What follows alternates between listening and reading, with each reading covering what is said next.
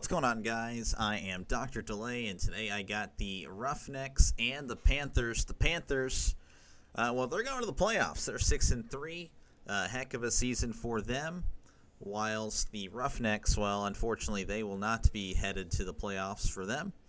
As, again, they are 4-5. Last regular season game for these teams, as I'll go ahead and pull up the UFL standings, kind of give you guys a little bit of a visual. Looking at the records, last night the Battlehawks defeated DC. I believe it was like a rain fest there, 13-7. So the Battlehawks getting the they're going to be hosting DC.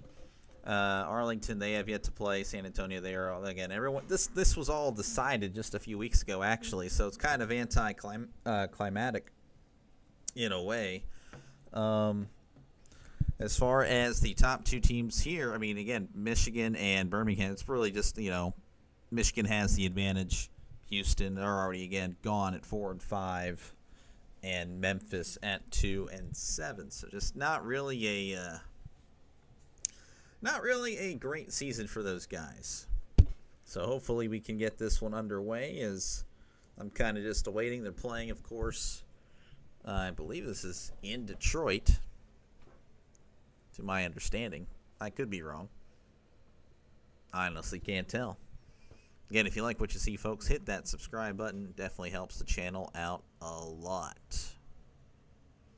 as we are moments away from game time. It's supposed to be on ESPN, but right now I'm watching it on ESPN News because there's a college baseball game on, elimination match, so I guess they'll flip this over soon. Just looking at some of the stats here, I mean, you can kind of just tell. Houston, not really a great year. 17 points a game. Michigan averaging a touchdown more than that at 24. I mean, just the entire offense is just much better. We did see these guys play a few weeks ago, as Michigan won quite handedly. It was a close game, but Houston made some coaching errors and weren't able to, come back at all, really. You see the passing leaders and the rushing leaders, the receiving leaders, touchdown leaders. Perkins with 14 touchdowns, and that's very good. Tackles and then sacks. And you look at the last few games for these teams. As again, we saw that 30-18, or I did cover that 30-18 game. Yesterday's game had me so frustrated. I heard about a very controversial call. I did not watch, obviously. I was working, but I will be there for tonight's game. Padres and Pirates, so maybe they can get some revenge. But yeah, I heard about some questionable stuff going on for Pittsburgh, so hopefully they'll be able to bounce back. But as for this one, we'll see. Again, we'll see how this one goes.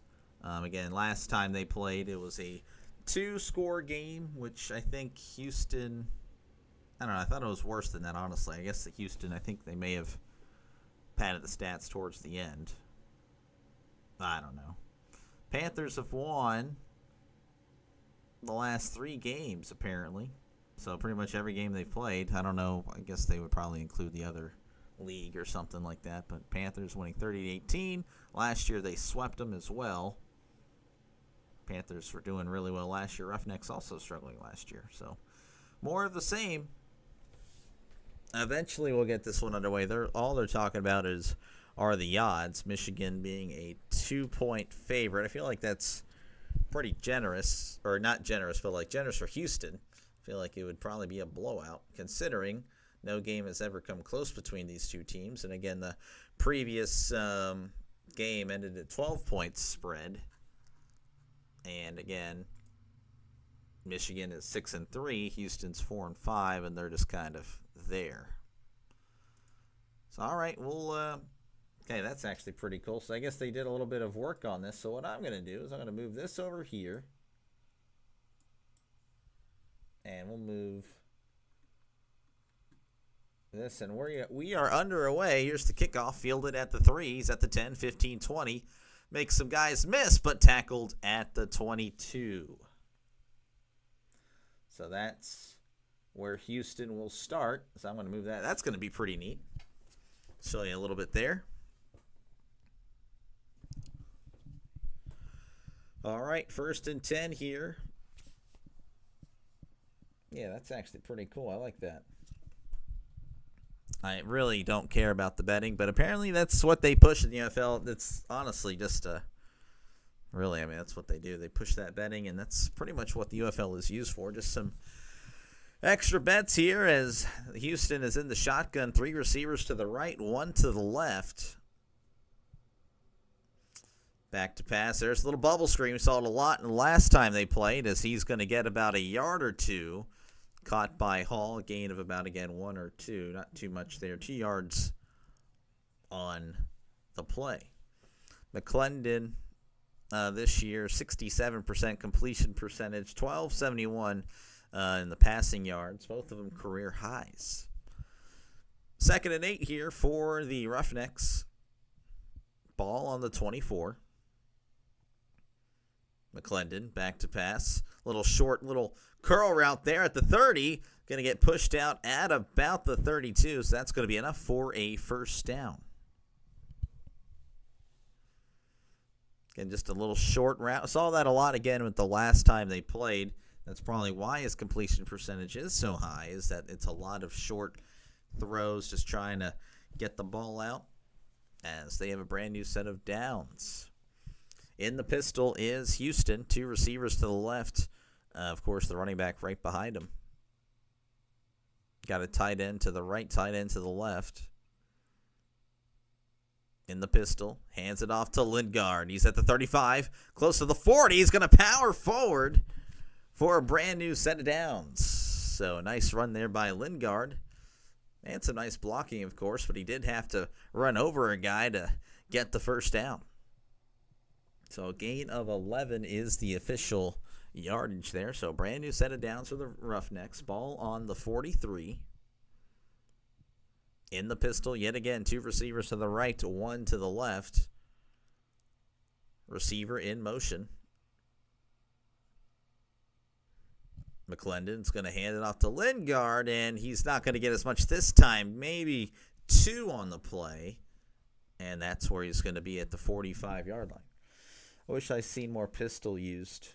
Yeah, no, I feel like, well, if you remember, when the Steelers used it with Najee, I think Ben's year against the Ravens, we had so much success with it, and then all of a sudden we decided not to use it. In the shotgun are the Roughnecks. Trips to the right, 1 to the left. Running back is now moving to the quarterback's left. 2nd and 8 here for the Roughnecks. McClendon back to pass. Throws. It's going to be caught past the sticks, and that is going to be another Roughneck 1st down. They're going to give him 10. Keeping it short, and it's working. As they're showing the coach of the Panthers. Again, the Panthers already have their playoff spot locked up. Barring anything crazy, I should be able to do both those games. We'll see what happens. All right, 1st and 10 here at the 45, and they're going to hand it off. No, a little RPO, and he's going to throw it way out of bounds. Incomplete. Try to find Spivey, and I believe Spivey's dad was actually in here last time, but he way overthrew Spivey there. Spivey was pretty much wide open in the flat, but again, McClendon, we saw this a lot last week as there's a flag. McClendon was very erratic with his throws. Pardon me, not last week, last game. There is no penalty. Apparently, they were saying it was possible intentional grounding. That's how bad the throw was. I mean, Spivey was open by a few yards, so I don't understand why, if he did throw it away, that made no sense. All right, 2nd and 10 coming up for the Roughnecks. Ball at the 45. In the pistol, 3 receivers to the right, and we have another stoppage of play. We got to love that. And there's a flag. And looks like Houston broke the huddle with 12 players, so that's going to back them up 5. Braden, how's it going? Thank you for stopping by, man. How you doing? Welcome back. I'll be doing Pirates tonight, so I obviously have a lot of some Pittsburghers or Pittsburgh fans. Steelers, Pirates. Of course, you're a Packers. Doctor, when do you think Pham is getting his first homer? Oh, well, it'll be nice to happen if it were to happen soon. 2nd and 15 at the 50 in the shotgun. McClendon back to pass. Facing heavy pressure. Looks like it's a screen. Dumps it off. Complete. And he's only going to get about 2 there. Honestly, though, Lingard was surrounded. Honestly, able to get 2 when it really could have been a loss of 3 or 4. So nice job by Lingard to escape all that mess. I mean, the offensive line, they tried, but I don't really think there was much blocking there. 3rd and long here for the Roughnecks. They're going to give him 3. At the 47, they need to get to the 35. They're definitely pumping in crowd noise because there's no one there, or at least what I saw on that angle. Back to passes McClendon. Rolling to his right, throws over the middle. It is caught past the sticks, and that's going to be a brand new set of downs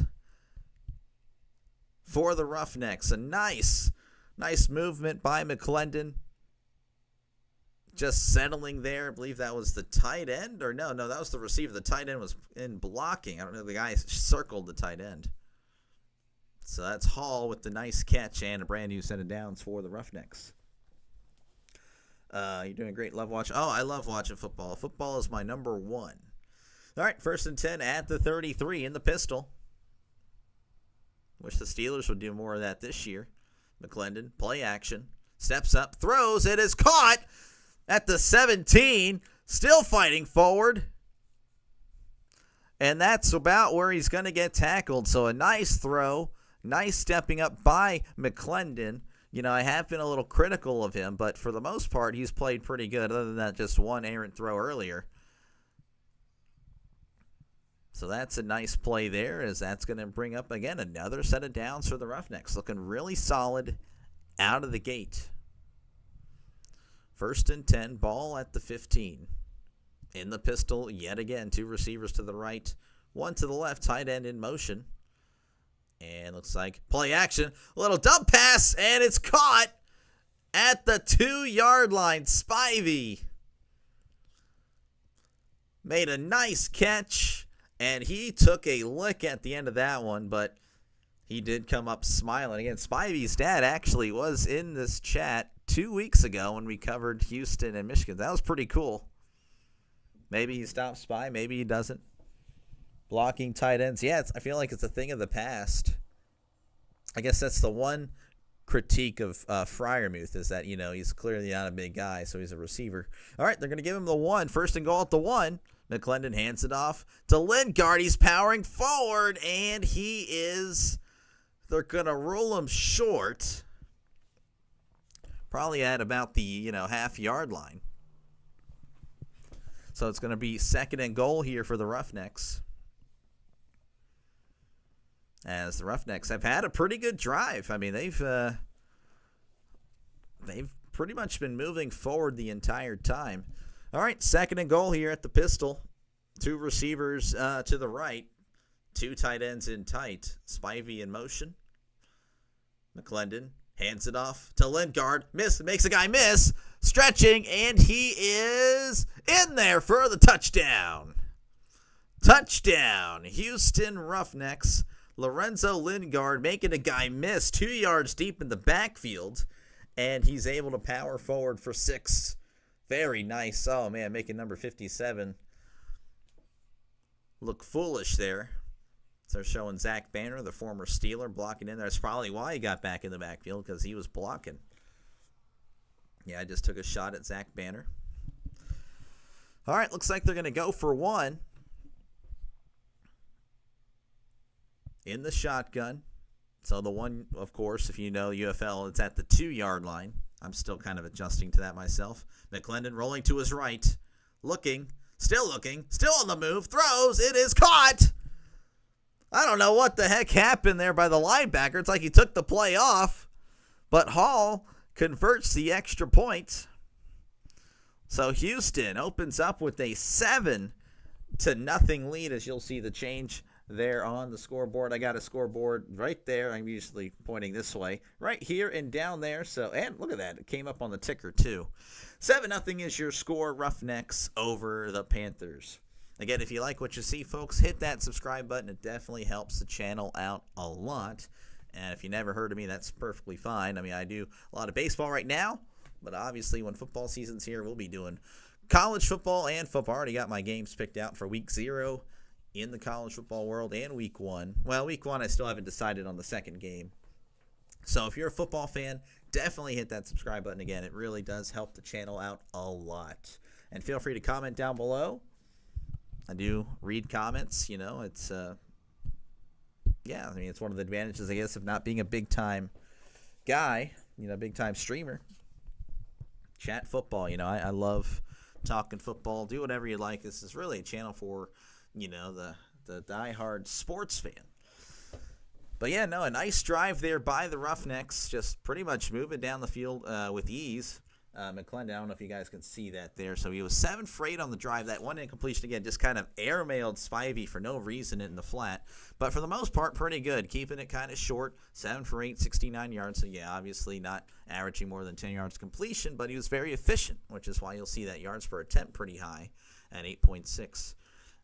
Let's see. Chisholm had 3 catches for 36 yards on the drive. Hall, 2 catches for 16. Spivey with a nice catch down to the 1.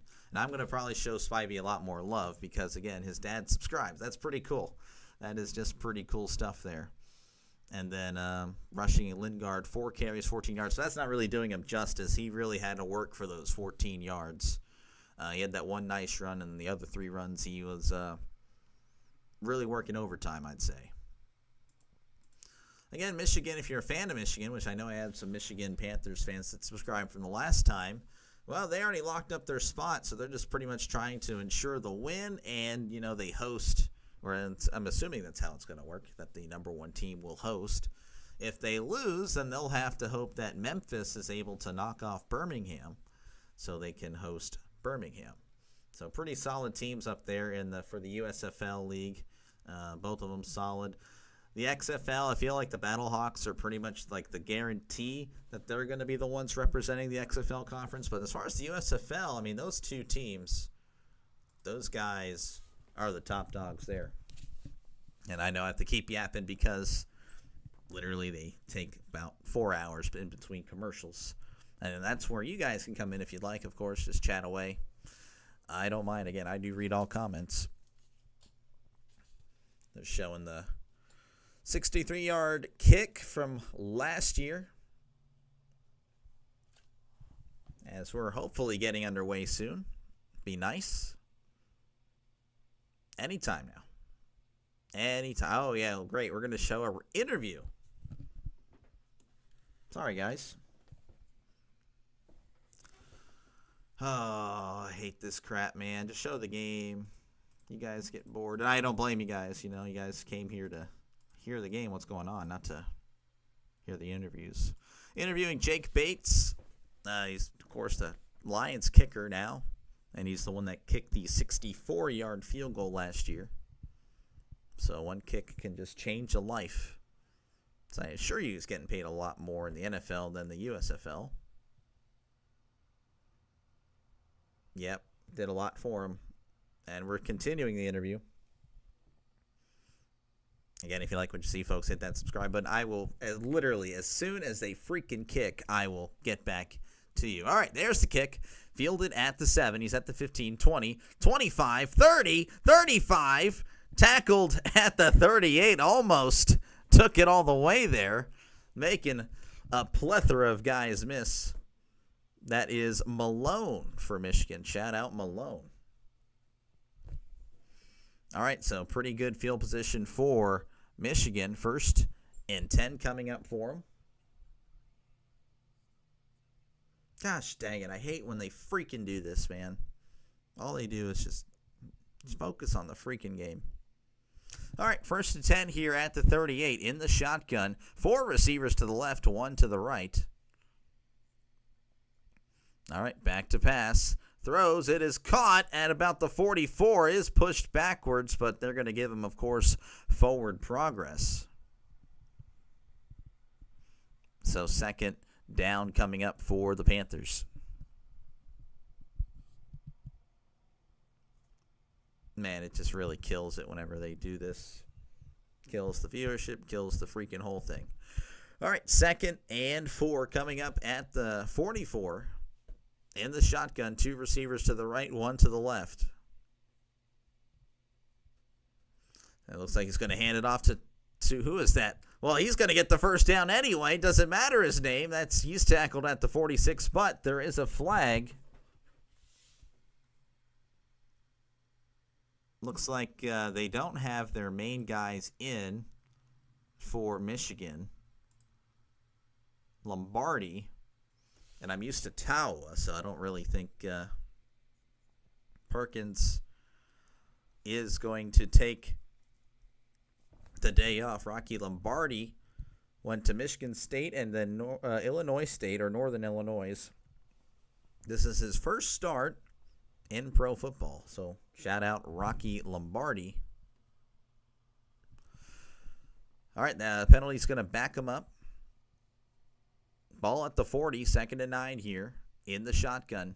Lombardi is going to hand it off.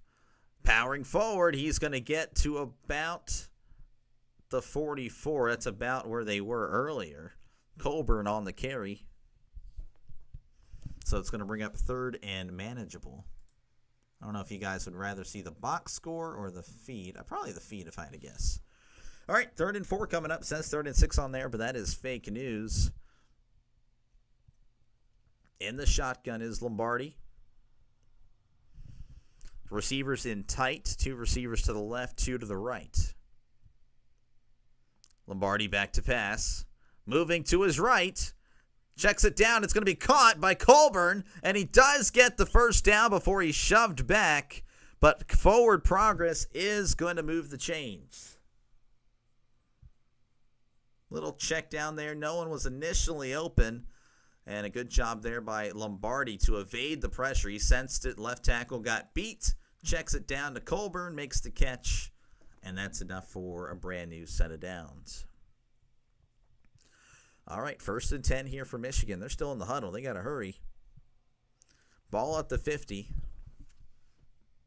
In the shotgun. 2 receivers to the left, 1 to the right. Tight end in tight. Lombardi is going to hand it off to Colburn, but Colburn can't find anything as he's going to lose a yard, but there is a late flag. I feel like that's probably going to be holding. Oh, never mind. It's a penalty. It's going to be a face mask, and that's going to move him well into Houston territory with the 15-yarder there. Let's look at the replay. I thought it was a hold, and the guy that had the face mask was being held, so that is unfortunate. That's what I thought I saw. Yeah, he was being held. All right, so 1st and 10 coming up for Michigan, well into Houston territory. Ball at the 35. In the shotgun, 2 receivers to the left. And we have a whistle. Blown whistle. Probably going to be a timeout.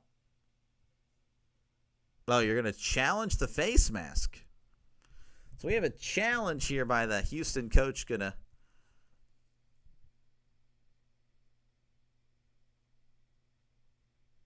All right, so... Okay, so yeah, the challenging the number...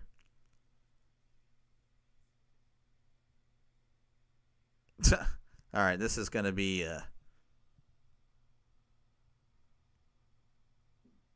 So there's no challenge, I'm assuming. So there's a timeout. Houston. Oh, no timeout charged. Okay, pardon me, guys. Sorry. They got the wrong number, and the Houston coach was trying to challenge it, and then... I don't know, just a bunch of stupid crap. All right, that's why I don't challenge penalties. 1st and 10 at the 35 coming up for Michigan as we'll try to get this one back underway. Lombardi taking over for Perkins, who's been the star of the show as he's going to take the day off. In the shotgun, two receivers, pretty much same formation, two receivers to the left. Lombardi, play action. He's going to check it down, but he is met immediately. That's going to be incomplete. Little check down to McCrary, but he had no chance as he was crunched as soon as he touched the ball. So that is incomplete. So that'll bring up 2nd and 10 for the Panthers. Again, they don't really have their A-team, I'd imagine. They do have the backup quarterback. All right, 2nd and 10 here in the shotgun. One receiver to the left, one to the right. Tight end in the slot. Lombardi back to pass. Check down, and no, that's just incomplete. Turner was just in the flat, and he dumps it off, but just finds the turf. He was free as can be, but unable to connect there on the little check down in the flat. So 3rd down coming up for Michigan. I'm seeing now why Michigan was only favored by -2, as again they aren't starting Bryce Perkins. 3rd and 10 here for Michigan. 3 receivers to the left, 1 to the right. Running back coming back inside in the shotgun. Lombardi back to pass, looking to his left, throws, it's caught at the 30, trying to make some people miss, and he's just going to power over him for a 1st down. The big guy caught it about 5 yards short, was dragging a guy, and then he finally just shrugs him off and powers over 2 others for the 1st down. So nice catch and run there, and that is going to be enough for a 1st down. Was Jim Kelly a good QB in the USFL? I think he was. I don't know if I'd be able to look that one up or not. I'll give me a few seconds here. 1st and 10 at the 23 in the shotgun. Lombardi checks it down here to Turner, and Turner's going to get wrapped up immediately. Only about a yard. I don't know if it would show me USFL stats from here.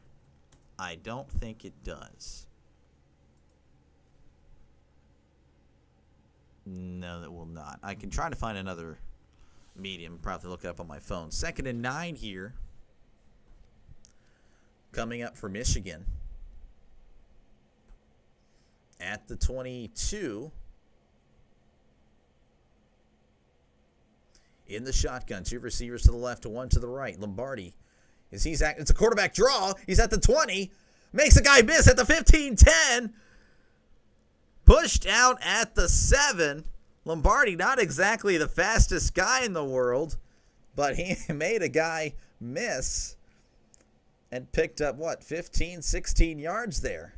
That was a very, very much of a delay there, halfback or quarterback draw.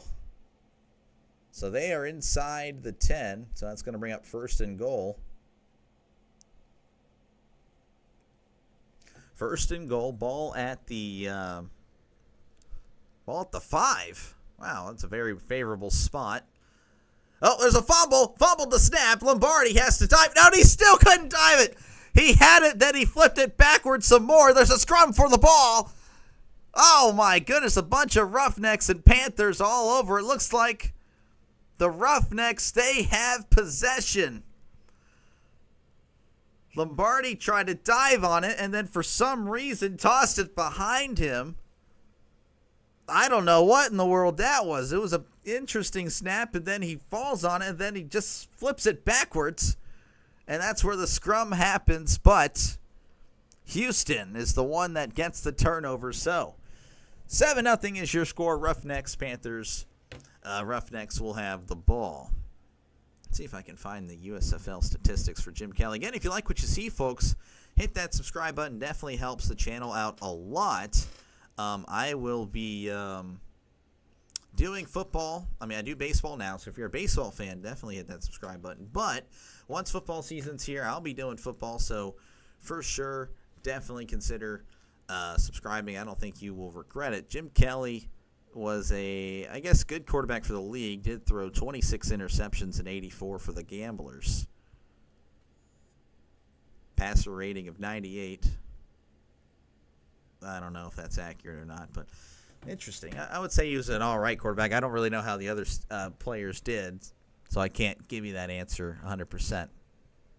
But again, if you like what you see, folks, hit that subscribe button. Again, as you can see, I'm a Steelers fan, so probably will be doing Steelers games, but that doesn't mean that's the only team I'm covering on Sundays and, so forth. I'll be doing at least 2 football games every Sunday, and then for college football, I plan on doing at least 2, possibly up to 4 if my voice can go all that way from 11 to, Pac, well, it's not Pac-12 at night, but, you get what I'm saying. Even the West Coast games get some love on this channel. It'll just depend, but at least 2 every Saturday and Sunday. I don't think I don't think you'll regret that subscribe button, push. So yeah. And also, again, don't hesitate to chat in the comments. Talk whatever you'd like. Talk about whatever you like. I will be, of course, reading all comments because I'm not the most popular guy. And yeah, that's pretty much it. One negative about football is that the commercials are it is pretty long, so I have to kind of draw it out. I have to figure out what else to say. And I will be doing Pirates Padres tonight.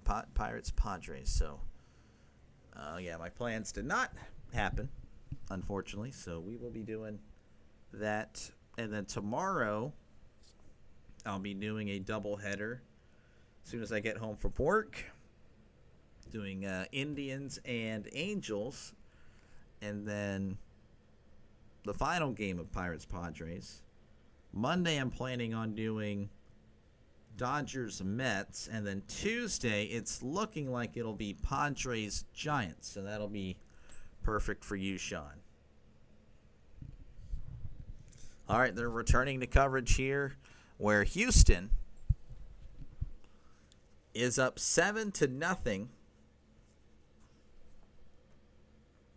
over Michigan.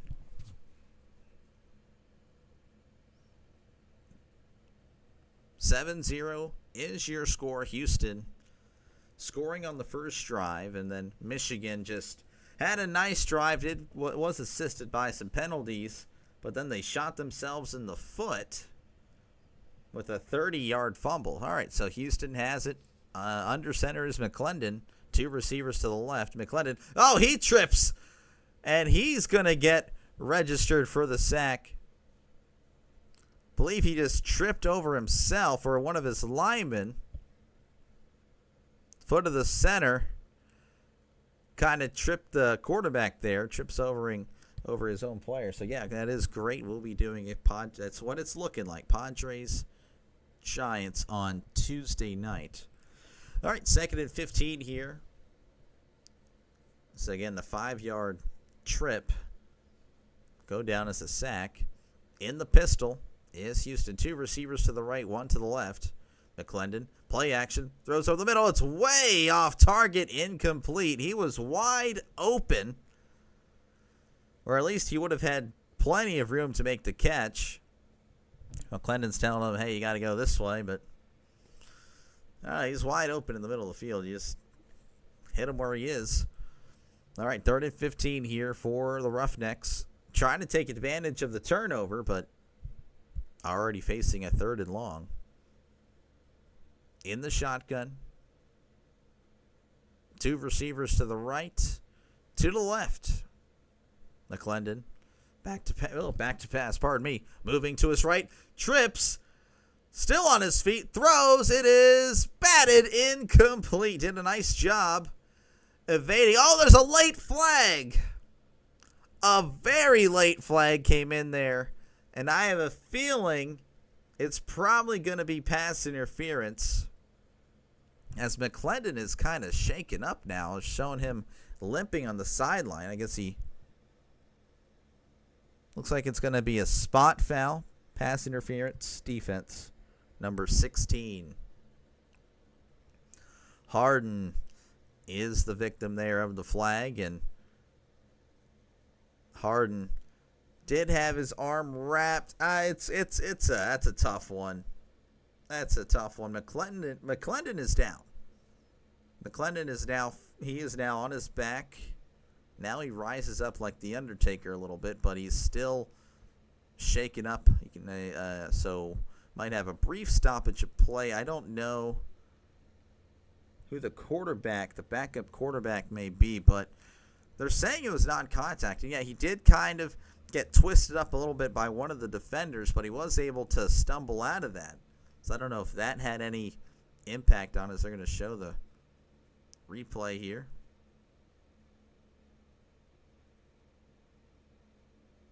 And he comes up just limping after. Yeah, no, it wasn't the contact by the defender.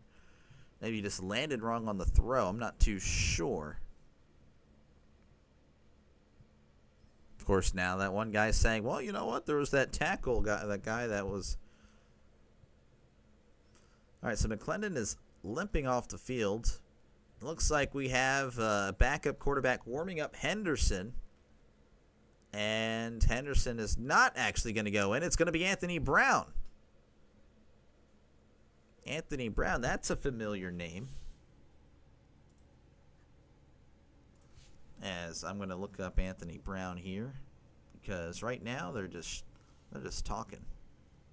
Anthony Brown. Do I do this one? No, that is not the right Anthony Brown. Quarterback. We need a quarterback. I'm assuming it's... Yes. Okay, so he did make the start for the Ravens. So, yeah, Anthony Brown in at quarterback in his NFL career, well, wasn't that fantastic by any means. So, they're going to head to commercial. As that is the... Okay, so that's the end of they just ran it off the clock. Of course, you know, they just run the clock when it's an incomplete pass. So, at the end of one, it's going to be Houston 7, Michigan 0. You're, of course, watching me on Dr. Delay on YouTube, blah, blah, blah, blah, blah. Again, if you like what you see, folks, hit that subscribe button. This is what I do. I call games. Football season's just around the corner, so if you're a football fan, this is definitely the channel for you. And again, feel free to talk about whatever you'd like in the chat below. I do read all comments. And again, I know you see the Steelers jersey.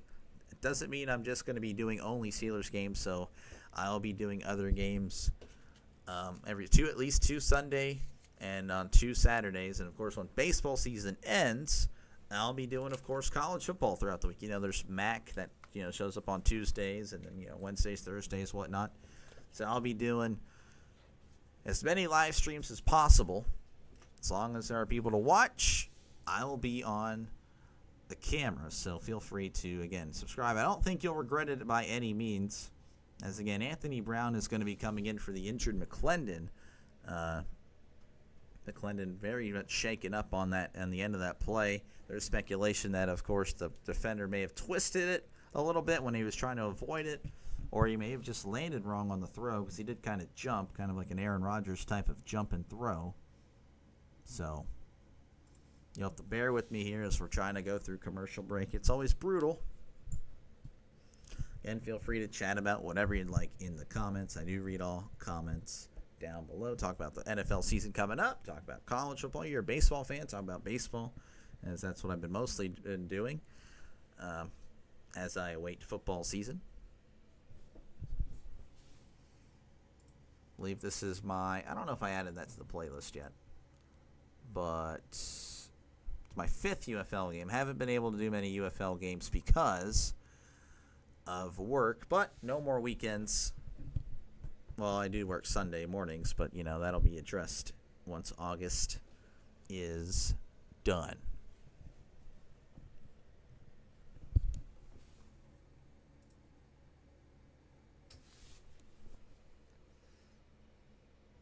But again, the end of the first quarter, it is 7-0.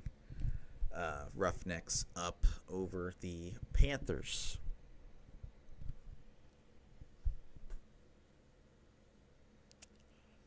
All right, we're returning to coverage. Again, we do have an injury. McClendon, maybe he is shaken up. I don't know if he is coming back in. But, again, we're doing everything we possibly can to not cover the game. We want to talk about everything else. That's pretty much what they are doing. All right, looks like McClendon is jogging onto the field, so it looks like he's going to be able to continue, at least for the moment. All right, McClendon is back, despite the apparent injury. So they're in the Pistols, 1st and 10, of course, due to the penalty at the 42. 3 receivers to the left. McClendon is going to hand it off to Lingard, and he's going to get about 4. Nice little gain there by Lorenzo Lingard. They taped up that right foot. That is very bulky. 2nd and 6 coming up for the Roughnecks.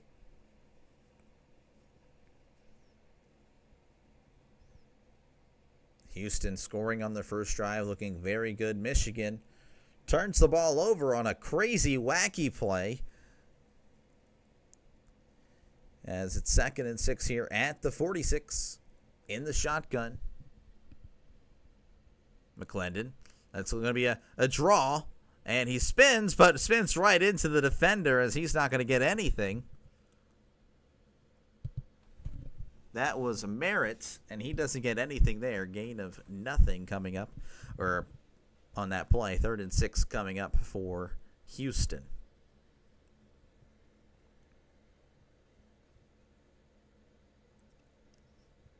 They're saying 3rd and 5. I don't know. I'd have to look at it. Depends on where they spot it. The spots have been pretty bad, not going to lie, in this game. All right, they gave him a yard. Don't know how. Ball at the 47. They need to get to the 48.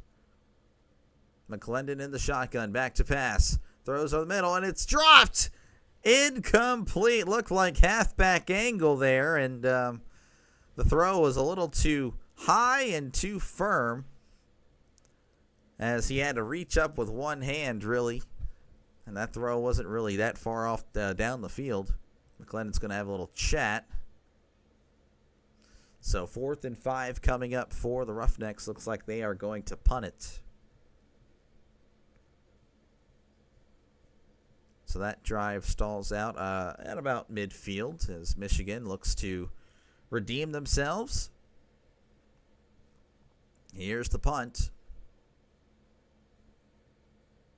And that's a very high, very deep punt as that lands in the end zone for a touchback.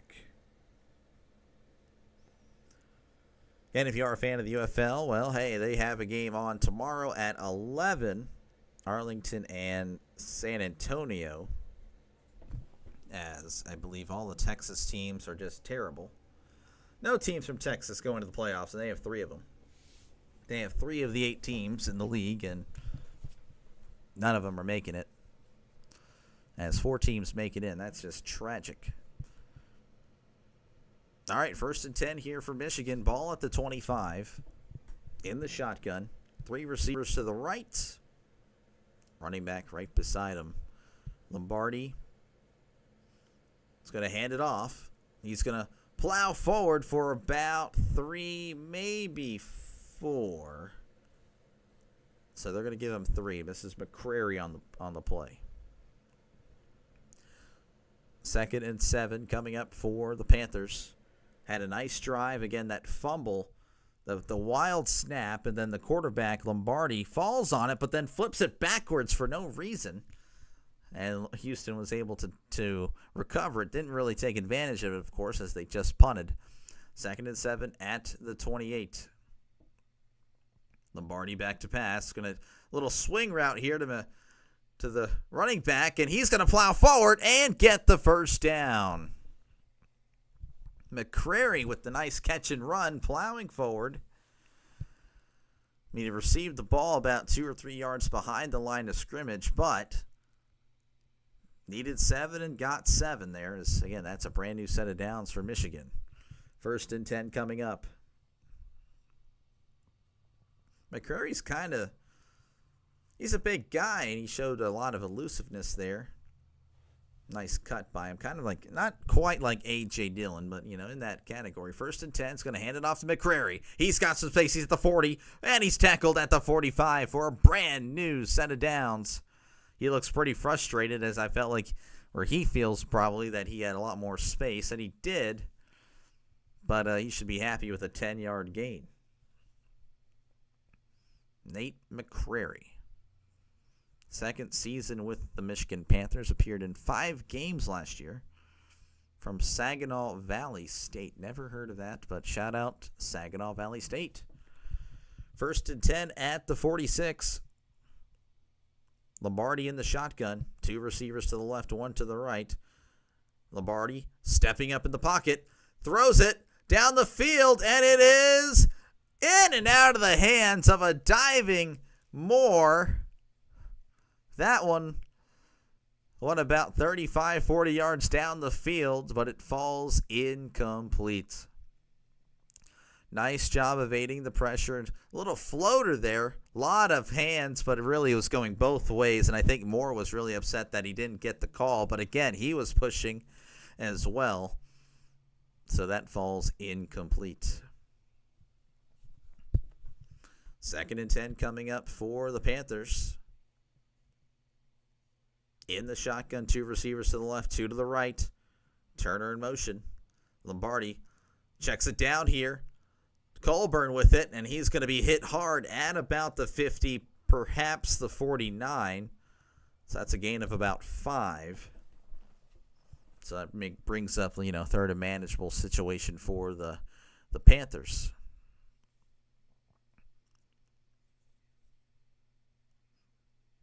Lombardi making his first start. Of course, Perkins, they're kind of giving him a breather as they're saving him for the playoffs.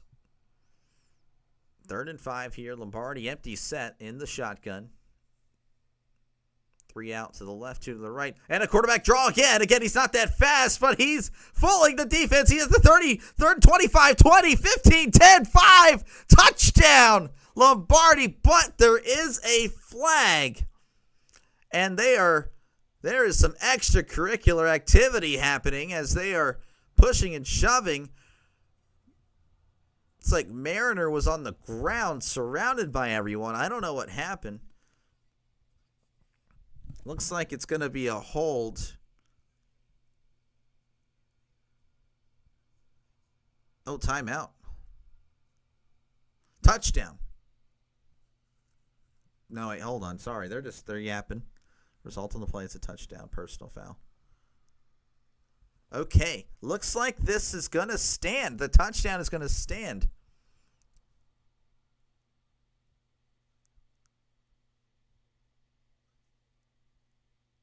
The referees, you can tell they are about as good as the replacement refs. All right, so it's going to be a touchdown. This was like a 45, 50-yard run? Unbelievable. Again, he's not exactly that fast. That is a touchdown. Lombardi, again, on the quarterback draw, fooled everybody. I mean, the only people that were chasing him were linebackers and D linemen. And Houston is appealing that there should have been a hold, which is what the commentator, the color guy, said. So that is a huge play. Lombardi making up for that disastrous fumble earlier. So it's 7-6 now, as it looks like they're going to go for 1. Looks like we're going to have a challenge flag again. Just kills all the momentum for not only me but the game whenever this happens, whenever there's just so many stoppages.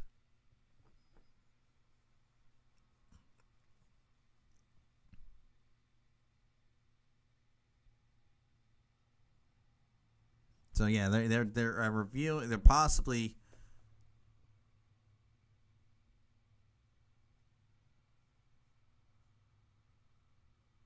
My goodness. Okay, so they may be challenging that someone threw a punch, and if that happens, I mean, if it happened, of course, after the touchdown was scored, then it wouldn't really impact anything. Okay, so yeah, they're showing the replay. Mariner, number 21 of Houston. What name is that? They were on the sideline just pretty much grabbing each other's helmets. So initially on the play, when the play happens, 21 jabs Mariner's head. And then, of course, Mariner doesn't like that. So he retaliates during the play again, just goes to the face mask, grabbing his face mask. Then he starts grabbing his dreads, starts grabbing the helmet. And that's when they start taking it towards the Houston sideline. This is Shepard of Houston. And they are shoving each other's. They are just like, pretty much the whole time, they're just like hands on the face masks, just shoving each other's face. And looks like that may be coming back. That run is probably going to be nullified because, again, that happened during the play. If it happened, all this stuff happened after the play, it would have been a touchdown. But it looks like that heroic run by Lombardi, again, not exactly the fastest guy in the world, that one is going to come back. But, I mean, we'll see. Again, these refs are we just have so many stoppages, and that's I'm just so annoyed by this, and I'm sure you guys are too. So they're going to replay third down. That's what it sounds like. Personal foul, number 4. Offsetting penalties by the face mask. Third and 5. Pretty much just a down loss there. So that is coming off the board. Lombardi's 49-yard run, it's undone, which is crazy. Lombardi's can't feel too great about that. And you'll see it now there. Look, it's going to be nullified as hopefully we'll get this one back underway. Come on, guys. Come on. These guys want to hear the game, not me explain a stupid penalty and watch the referees look like morons. All right, 3rd and 5 here coming up. Craziness. Ball at the 49. They need to get to the 44 in the shotgun. 3 receivers to the left, 1 to the right. Lombardi back to pass. It throws. It's batted. Incomplete. So all that leads to an incompletion as the Michigan fans are going to boo. Or there are some fans. So on the end zones, there's no fans. On the sides, they've got some decent fans. So after all that, it's going to probably lead to a punt, which is crazy. Crazy series of events. So there comes on the punting unit.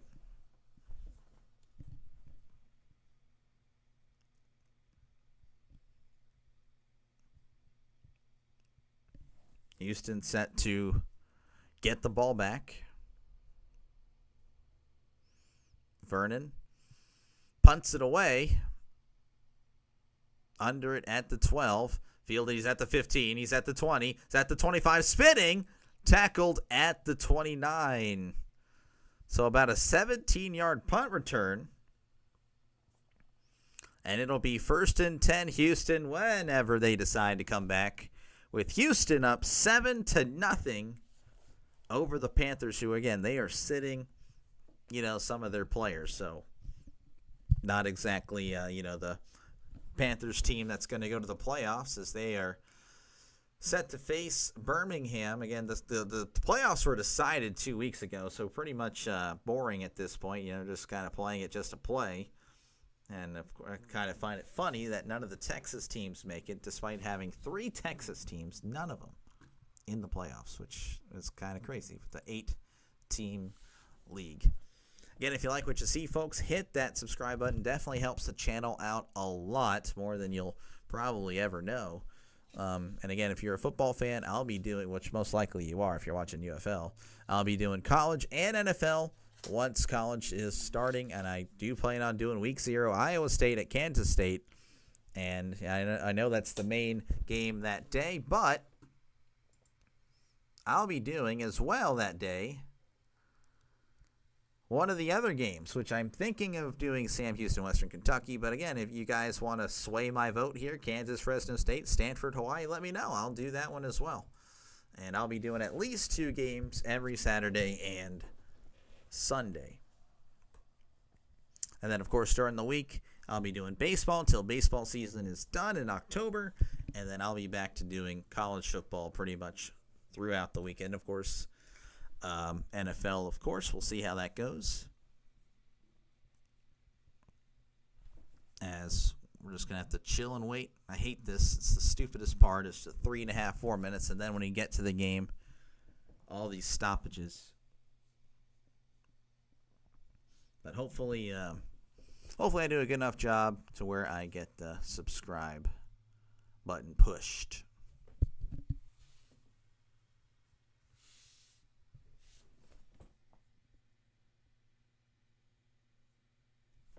Just waiting for the game to resume is all. Again, feel free to talk about whatever you like in the comments. Definitely will keep stuff going, or keep the chat going, in the dead times, because it can be pretty boring.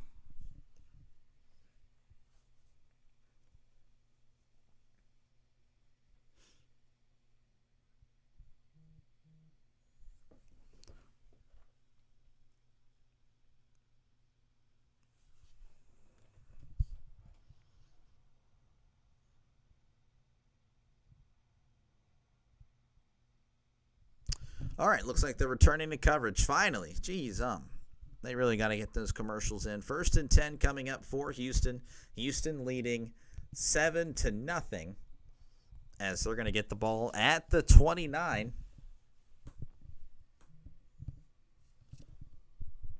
My phone is blowing up now. All right, 1st and 10 at the 29 here in the shotgun. 3 receivers to the right, 1 to the left. McClendon in the shotgun. Shouting, kill, kill. McClendon back to pass. He's going to throw it deep down the left sideline, and it is incomplete. And, yeah, there's some players looking around possibly for a flag, but no flags. Just a little fade route here as Chisholm looks like he was actually pushing the defender. That's probably why. It's probably why they were looking around like, hey, where's the flag there? 2nd and 10 here for Houston in the shotgun. 3 receivers to the right, 2 to the left. McClendon. Back to pass. Throws. It's caught at the 35. And he's still on his feet at the 40, making some guys miss. Pushed out of bounds at the 42. As of now, that's a 1st down. But will it stand?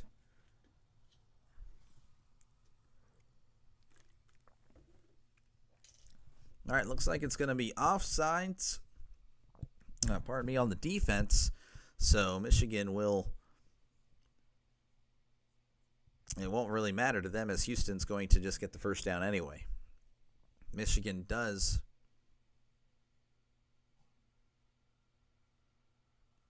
They have a player down. Michigan player is down on the sideline. Kenny H. Lovely spent some time with the Buffalo Bills during the 2024 preseason. He is currently down on the sideline.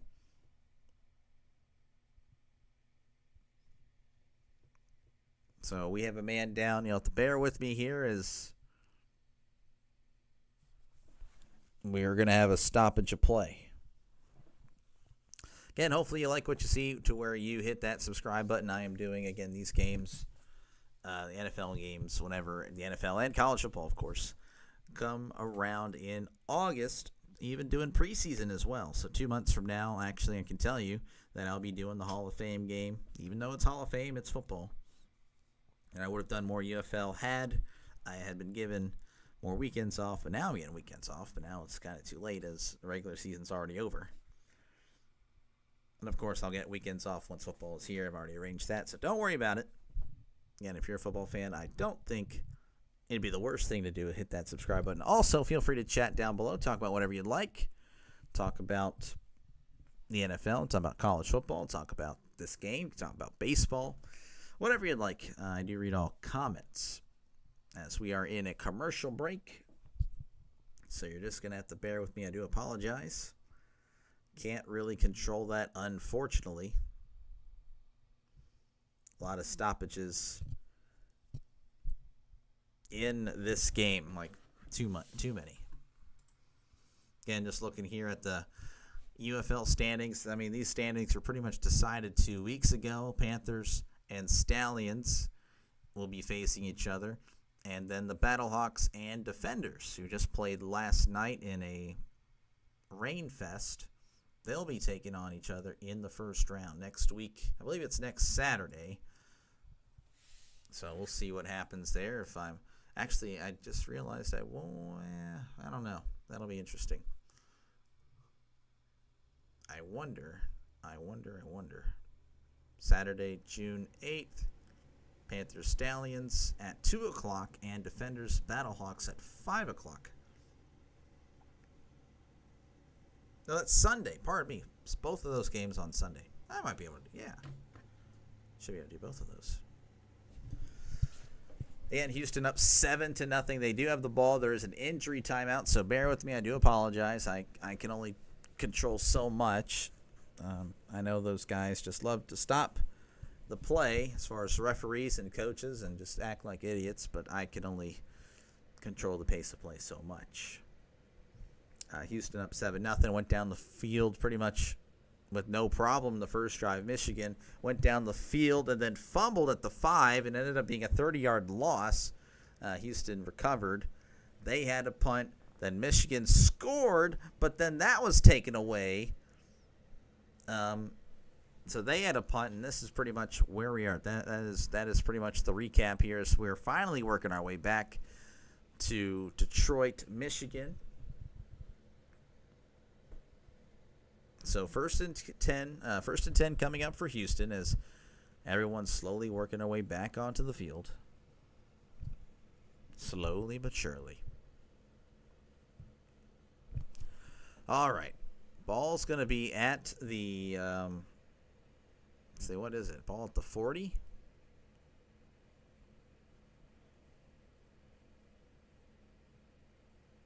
I don't know. I feel like the referee and then whoever's running Fox Sports are not on the same page because this is at the 41. First and 10 at the 41 in the pistol. 2 receivers to the left. McClendon. Hard count. Hands it off. This is a few yard gain there. Tackled at the 45. I couldn't quite see who that was. It's a Merritt. Merritt with about 3 or 4 yard gain. That was just kind of a boring play, honestly. All right, so 2nd and 6 coming up for the Roughnecks.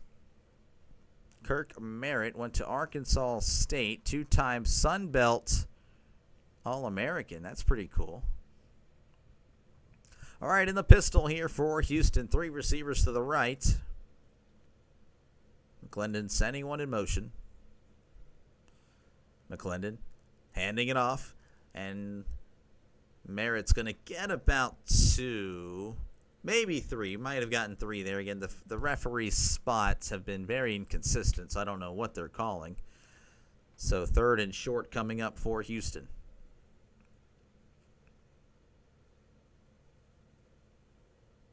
Justin Hall, they're discussing that he should have way more targets, but hasn't really had much. All right, 3rd and 3 coming up. This is a big play here at the 48. They need to get to the 49 to keep going. In the shotgun is McClendon. McClendon, back to pass, low snap, handled well. Throws to his left. It's caught at the 48, and that is going to be enough for a first down. And just like they were talking about, Hall needs more targets right there on a big 3rd down. He's able to convert on that little out route. Caught at the 48, got to the 47. So 1st and 10 at the 47 for Houston as they look to potentially go up by 2 scores here with a nice-looking drive in the pistol. Houston, 2 receivers to the right, 1 to the left. He's going to keep it. RPO there, and he made the wrong decision. McClendon getting wrapped up, thrown around. He is tackled in the backfield. That's going to be at least a loss of 2.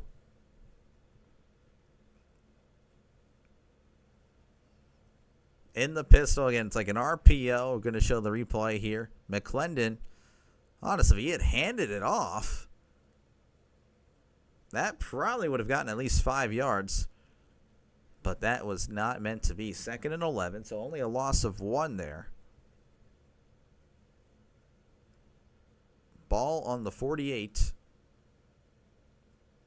McClendon, play action, rolling to his right, throws. It is caught and tackled immediately. But a nice catch there by number 89 of Houston. I'll have to get you the name whenever I can. I'm not exactly a diehard UFL fan, so I don't really know many of these players. I do know Spivey.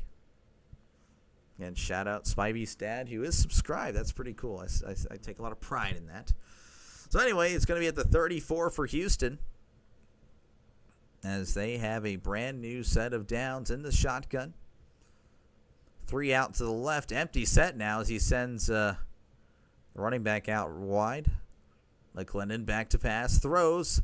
It's caught by Lingard. He's at the 30. Tackled at about the 25. So just like that, it's going to be really close to a first down. 2nd and 1. As Houston looking to finish 500. I don't really know what that would really mean. I guess there's a draft. I don't know, but I don't know if it really matters. 2nd and 1 here for Houston at the 25. Once again in the pistol. It seems to be a go-to for Houston. McClendon hands it off to Lingard. Lingard is going to get maybe half a yard. Commentator saying he got enough. I don't think he did. Lingard trying to find something, just runs right into the defender, though. Not much room to work with. All right, it's going to be 3rd and short. I was correct. 3rd and short coming up for the Roughnecks. Short by 11 inches.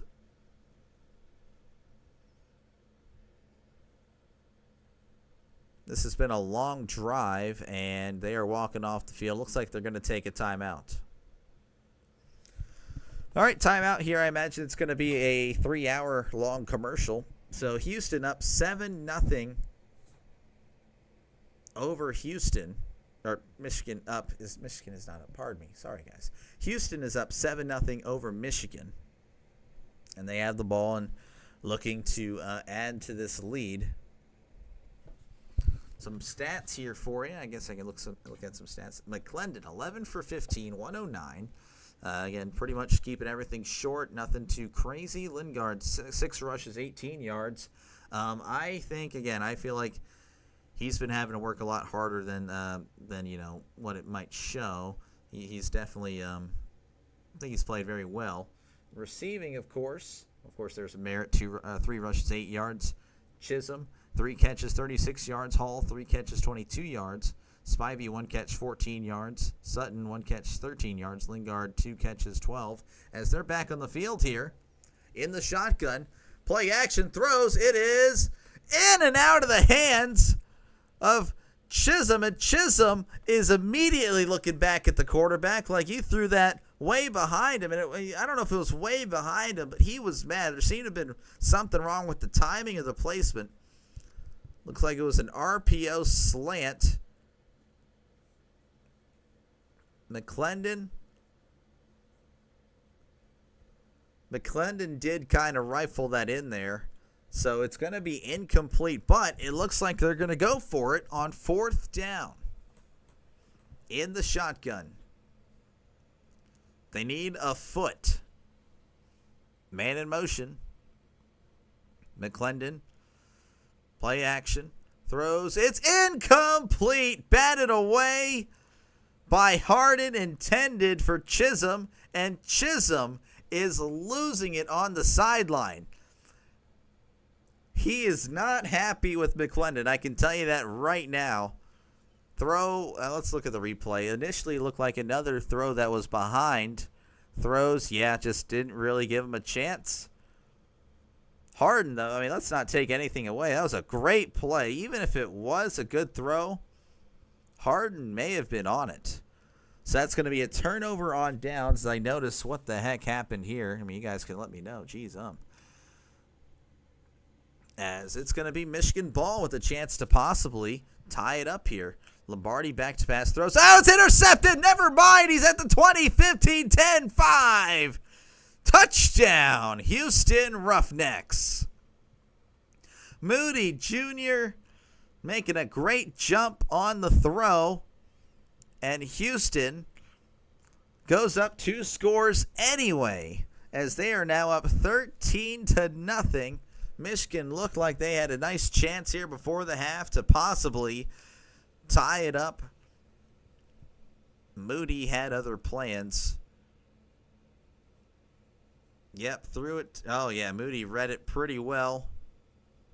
Just gets right in front of the tight end. And that's a pick 6. So Houston back on the field now for the extra point. And they are just going to go for 1.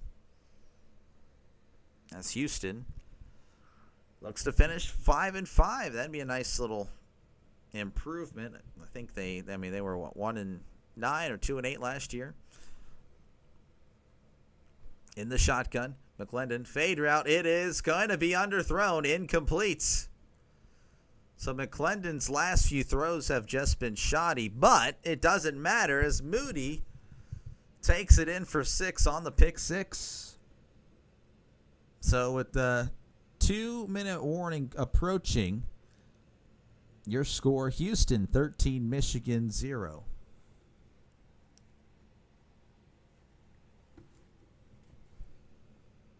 So again, I do thank you guys for tuning in. If you like what you see, folks, hit that subscribe button. Definitely helps the channel out a lot. Obviously, I'm saying that because they're not showing anything on the field. They're just showing the replay. And it was a great play, but I can only repeat myself so many times. McClendon, 11 for 17. Wasn't he like 11 for 12 or 10 for 11? He's kind of slowed down as of late. As far as Lombardi, 6 for 11, 37 yards and a pick. So definitely a little shoddy. He did have a 49-yard touchdown running the ball, and that was called back. So unfortunate stuff for him.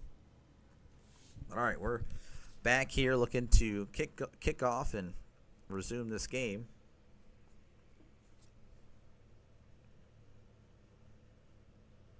As it's off. Fielded at about the 12. He's at the 15, 20, 25, 30. And he's going to be crunched at about the 31, 32-yard line. So 2-minute warning officially here. Houston 12 or 13, Michigan 0. And, of course, I'll be back as soon as – well, I'll be right here, but they'll be back after the long commercials. Going over, I haven't really talked about the Panthers' offense. It really hasn't been much to really talk about. Lombardi, 2 carries, 17. McCrary, 2 carries, 14. Colburn, 1 carry, 5 yards. Weidermeyer, 1 catch, 12. Colburn, 2 catches, 11. McCrary, 1 catch, 7 yards. Moore, 1 catch for 6. Turner's 1 for 1. And then there's Nakua there. I don't know if that's the Nakua that was in the trouble, but he has 4 tackles. There's the other Nakua. I don't know. It could be either one. And then, of course, for the Roughnecks, they've been really the ones controlling this game. McClendon, 11 for 17, 109. Lingard, 6 rushes, 18 yards. Merritt, 3 for 8. McClendon, 1 for -1. Receiving, Chisholm, 3 for 36. Hall, 3 for 22. Spivey, 1 for 14. Sutton, 1 for 13. Lingard, 2 for 12. Grayson, 1 for 12. And the defense, you just saw Moody. Moody with the pick 6. Putting the Roughnecks up by 13. So a heck of a play there, as it looked like Michigan had a great chance to possibly tie it up before half. I don't know if we have a total stat. So yeah, there's your time of possession and all that good stuff. And it's been all Roughnecks so far. Yards wise, yards per play are actually about the same. But it just feels like Houston just has a little more momentum. Current live spread, it's going to be behind my head, but apparently it's -6.5 for Houston. So they still have faith in Michigan to come back and pull this off. Over and under now is 30.5. I don't know if you guys are bettors or not. I imagine a decent amount of you guys are. And if you're not, well, it's whatever. If you are, it's whatever. As, again, they're still on commercial break. So I do apologize. But, again, kind of the big difference here. Look at the turnovers. 2 turnovers for Michigan. One of them didn't lead to any points being scored, but they were at the 5 when they did turn it over. So you can only imagine if they were able to finish these drives, what would the score look? What would be the story of this game? As they're returning back to action, they're interviewing now the coach of Michigan, Mike Nolan or Nolan something, I don't know. But, again, if you like what you see, folks, hit that subscribe button. If you're a fan of the NFL and college football, definitely hit that subscribe button, as I'll be doing those games like this pretty much once the Hall of Fame game starts, and I'll go to week 0 for college, week 1 for college, then the NFL week 1. All right. Let's get back on the field, please, so we can resume this one. And you guys don't get tired of me yapping. All right, 1st and 10 for Michigan. Lombardi looking around, empty set at the 32. Lombardi back to pass. Throws, it's caught at the 36. He turns outside, he's at the 40. Hit hard at the 45, but that's a brand new set of downs. He took a big shot at the end. That was Colburn with the catch. Looks a little shaken up there, but he's still in the game. He did take a shot at the end of that.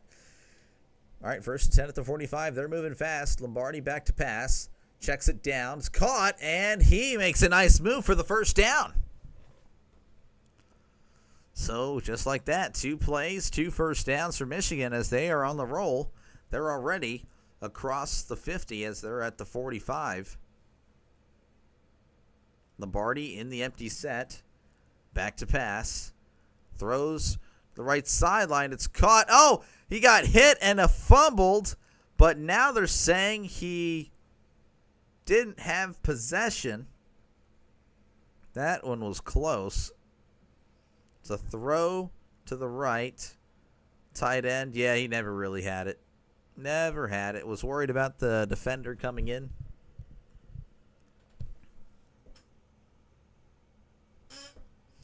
All right, 2nd and 10 here as they're going to huddle up for this one.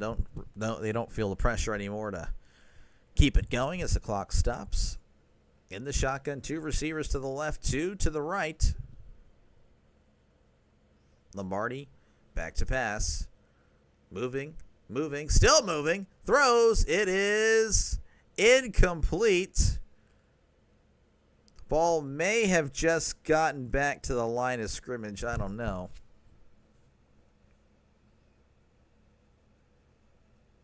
Looks like he was outside the tackle box anyway. Yeah. All right, so 3rd and 10 coming up for Michigan. This drive may stall out here yet again.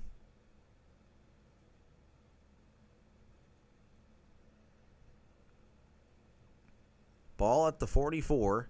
They need to get to the 34 to continue this one. Empty set. Lombardi back to pass. Steps up.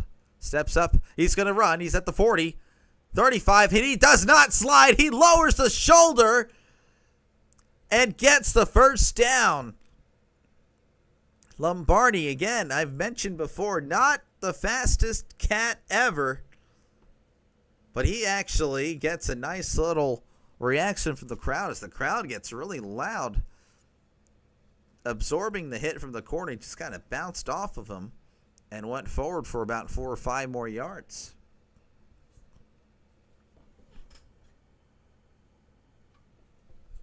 So a timeout here by Michigan,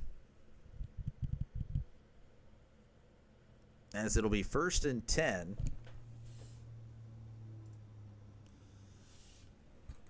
Fox says the 31. I didn't quite see where he landed.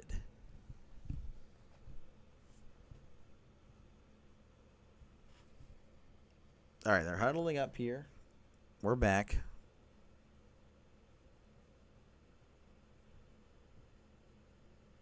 Lombardi once again in the shotgun. At the 31, empty set.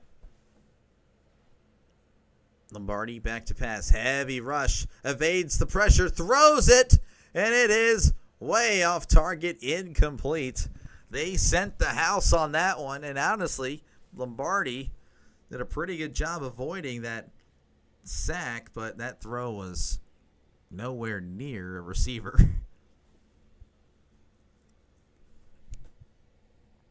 All right, 2nd and 10 coming up for Michigan.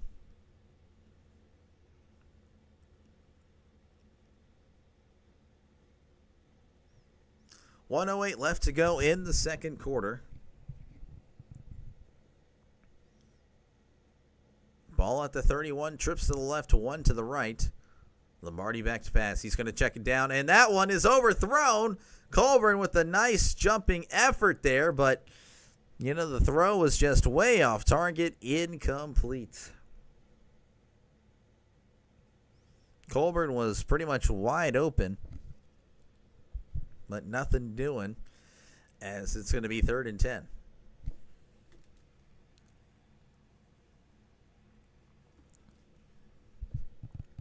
Third and 10 coming up for Michigan.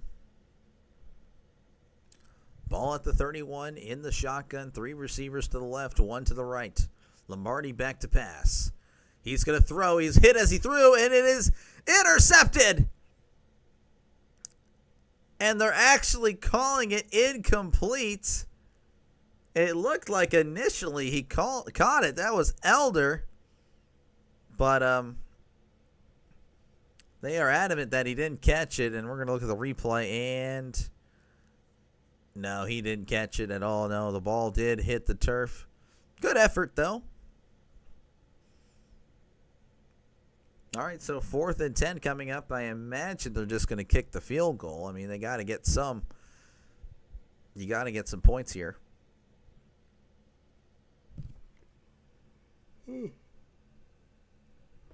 Pardon me. Sorry, guys. Just lack of sleep the last 3 or 4 days. It looks like Houston is actually going to challenge this. It does look like the ball hit the turf. I mean, I don't know. I don't see how they win this one.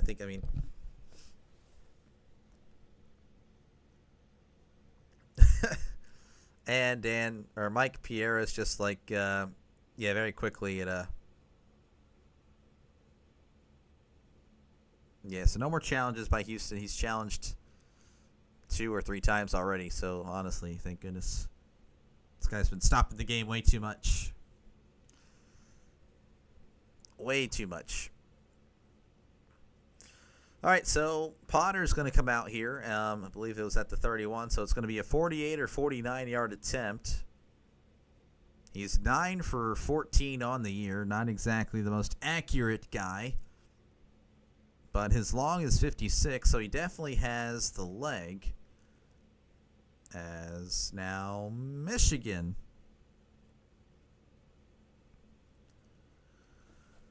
Looks like Michigan is going to possibly challenge another penalty. They're saying that's a holding call during the pass.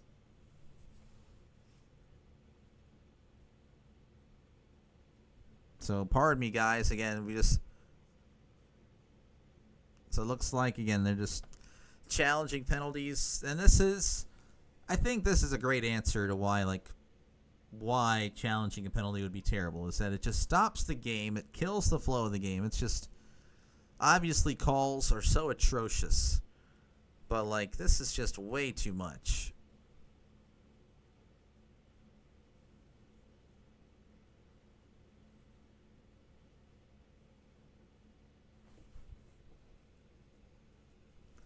So, yeah, I'm sorry, guys. They're just reviewing it.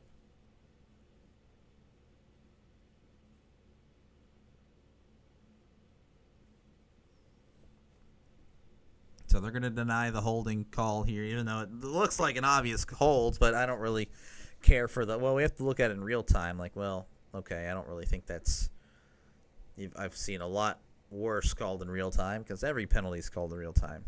But, I mean, I don't really care. It's a BS explanation by Mike Piera. All right, so hopefully, finally, we're going to resume this game. As, again, everyone's just trying to slow this one down. It's supposed to be a 49-yard attempt by Potter whenever we're coming back.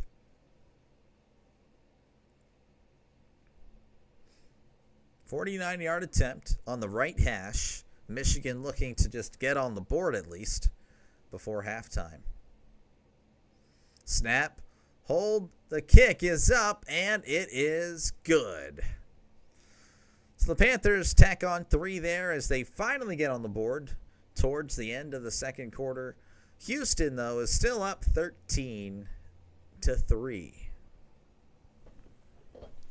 And, again, if you do like what you see, folks, hit that subscribe button. I will be doing football, college, and NFL in, well, obviously, whenever August and September hit. You know, and obviously I'm a Steelers fan. You can kind of see that.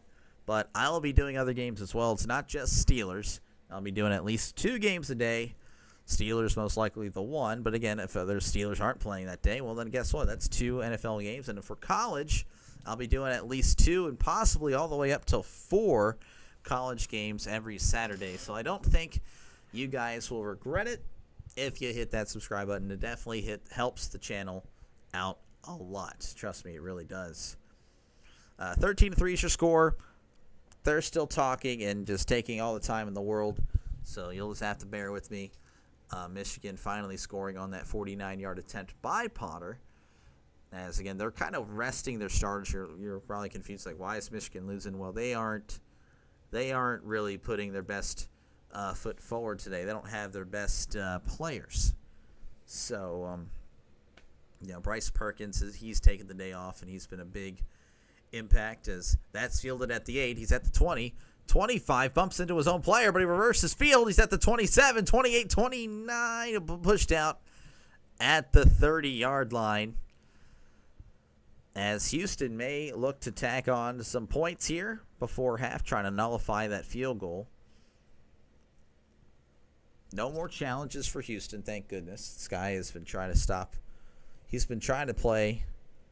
I guess he's trying to play till like midnight tonight, the way he's been trying to stop the game. All right, 1st and 10 here for Houston, again, as they're looking to try to at least cancel out that field goal. Ball at the 30, in the shotgun, 3 receivers to the left, 1 to the right. McClendon in the shotgun. McClendon back to pass. Checks it down here. It's caught. He's at the 39, reversing field. He's at the first down, 40, 45, 50, 45. Tackled hard at the 43. May have stepped out of bounds. I believe that was Merritt. Was that Merritt there? Yeah, Merritt with a nice catch and run. Looked like the classic halfback angle and just kept dragging across until, of course, he had some space. So Houston already in Michigan territory. 34 seconds left to go in the second quarter. McClendon back to pass. He was in the shotgun. Throws. It's caught. I believe that's by Chisholm. And the clock is going to continue to run. They are well short of the first down. 23 seconds and counting. At the 37, looks like they're going to spike it with about 18 seconds left to go. So 3rd and 2 here for Houston. Again, they are, I imagine, just settling for 3, and that's perfectly fine. If you can cancel out the Panthers' field goal, that would be a successful drive in most people's opinions. All right, 3rd and 2. Ball at the 36.5-yard line. They need to get to the 35. In the shotgun, 3 receivers to the right, 1 to the left. McClendon back to pass. He's going to hand it off, and he's going to get the first down. Lingard, the nice little run there. He's going to get about 2.5 yards there for the first down. And the clock's going to stop briefly, so they're going to have to set this up. Clock is going to run, and looks like they're going to spike it with 12 seconds left. So you have time for probably one more play. I really wouldn't do 2.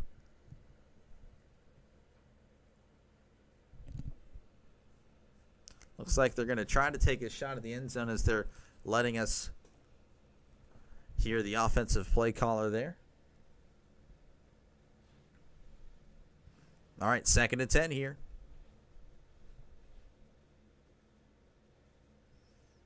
Second and 10 at the 34. McClendon in the shotgun. Oh, low snap. McClendon. He's going to check it down. Here's at the 30. 25. And he's going to be tackled at the 25. And they're going to have to take their last time out. Low snap may have impacted the decision making there, as the play caller did say try to take a shot at the end zone, but nothing doing there. But he does get it in a much more manageable situation for the kicker.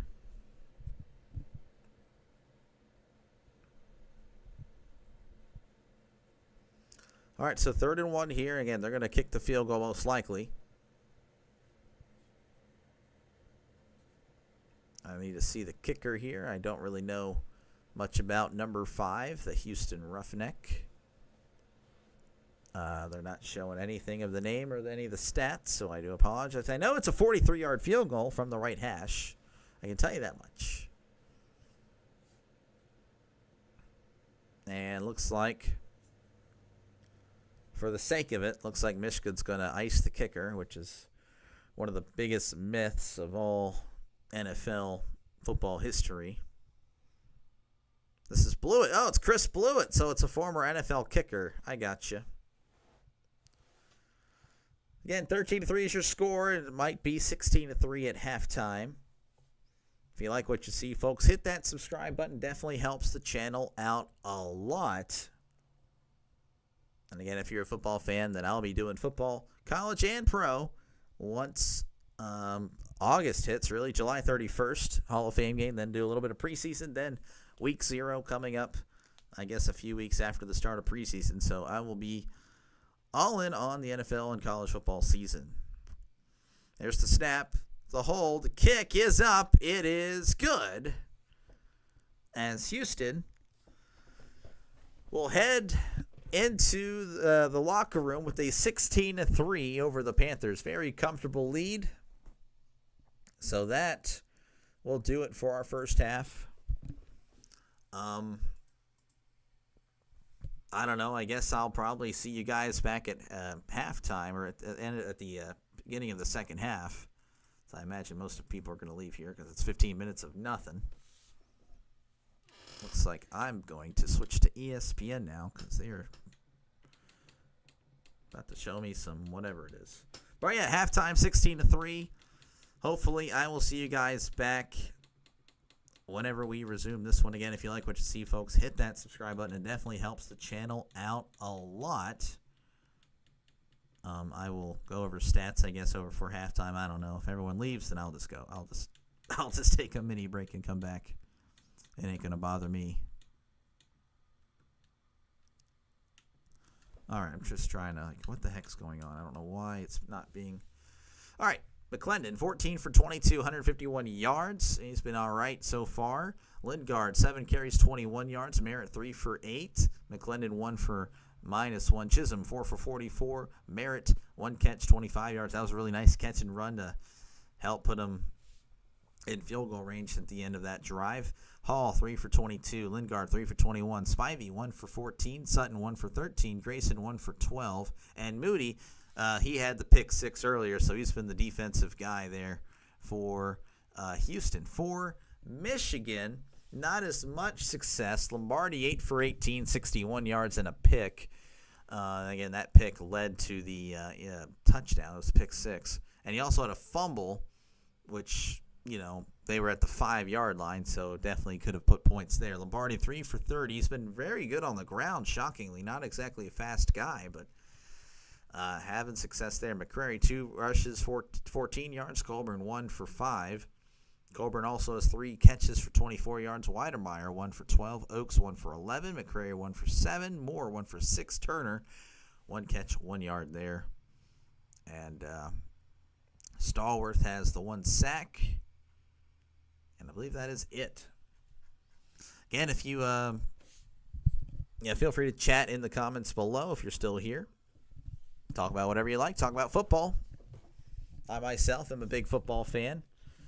To pass the time in between football season, I am doing a baseball stream. So if you're a baseball guy, well, I got you covered. I do a lot of Pirates, but I also mix in a lot of other teams as well. I pretty much listen to my subscribers. And as you see, I did very little football last year just to see what would happen. And college basketball kind of made me think, hey, this is possibly possible. And so I did college basketball. We'll be doing that again next year.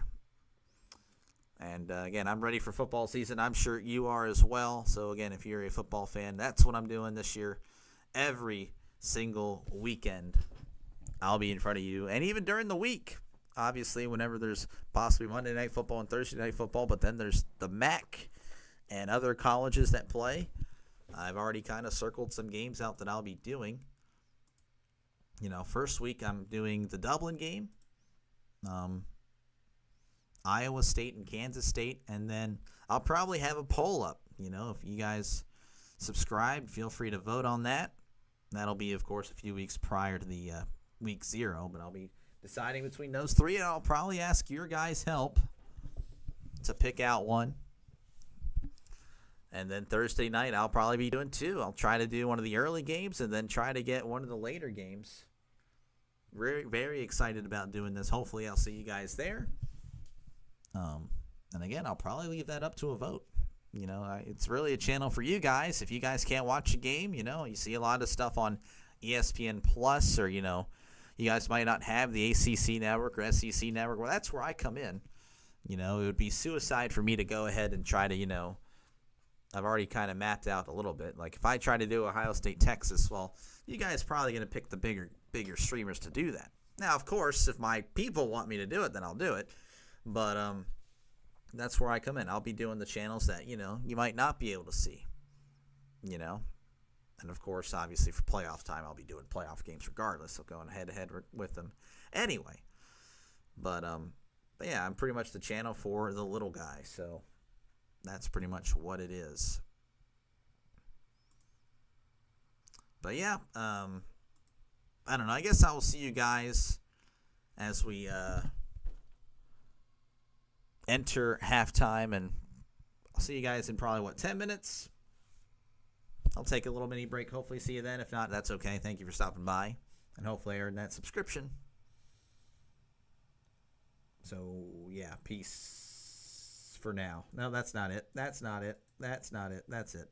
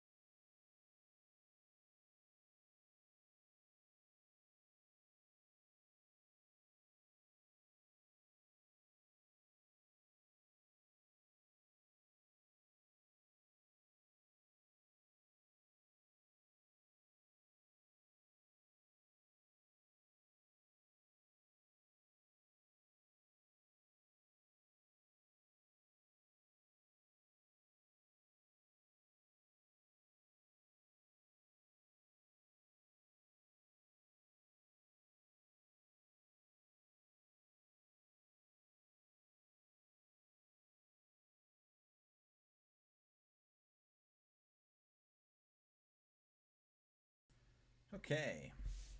I need to work on that. All right, looks like that I was told that they are coming back, so I'm coming back. And let's look at the, I don't know, they're just talking about betting. Yeah, if you guys bet on Michigan, well, GG's, you probably didn't know about the quarterback. So it opened at 9.5, closed at 1.5. I'm assuming because of the announcement that that Perkins wouldn't be playing, and now it's 13.5, which is wild. But I don't know. I don't think Michigan's that bad, but obviously you can see the difference in the score, and of course the stats would indicate that right now it's all Houston, with Houston owning about 18 minutes of the clock in the first half. The Panthers at 12. 174 yards of offense for the Roughnecks. Of course, that was kind of helped with that little 2-minute drill there at the end of the half where they're trying to push the ball down the field a little bit, averaging 5.1 yards a carry. A play. And Michigan only with 4.6 yards per attempt on the passing, 6.6, 3.4 for the Panthers. So it's really just, it's been rough. I mean, rushing yards, Michigan seems like a team that would be really good if they're ahead, but right now they're not, and that's the problem. So, and of course, defensively, Panthers are getting to the Roughnecks, but it doesn't seem to matter if you can't hold on to the ball, and that's the problem. They have 2 turnovers, and Houston, one of them was a pick 6, which is just a killer. So we'll see. We'll see what happens. I don't know. I think Michigan can make this a game. I really do. I think it's. I think that's well within reasonable expectation that Michigan can come back and. Yeah, I don't know if they'll win, but they definitely have a solid team. And I really thought they were coming back, but apparently they're not, even though it said start of the third quarter, even though, whatever. They're just having Harry Douglas, a former Falcons receiver, do interviews. Again, if you like what you see, folks, hit that subscribe button. It definitely helps the channel out a lot. It is free, by the way. I don't know if you knew that. Just saying. Be nice if we return to the game. Come on. There we go. We're on. Well, no, we're not.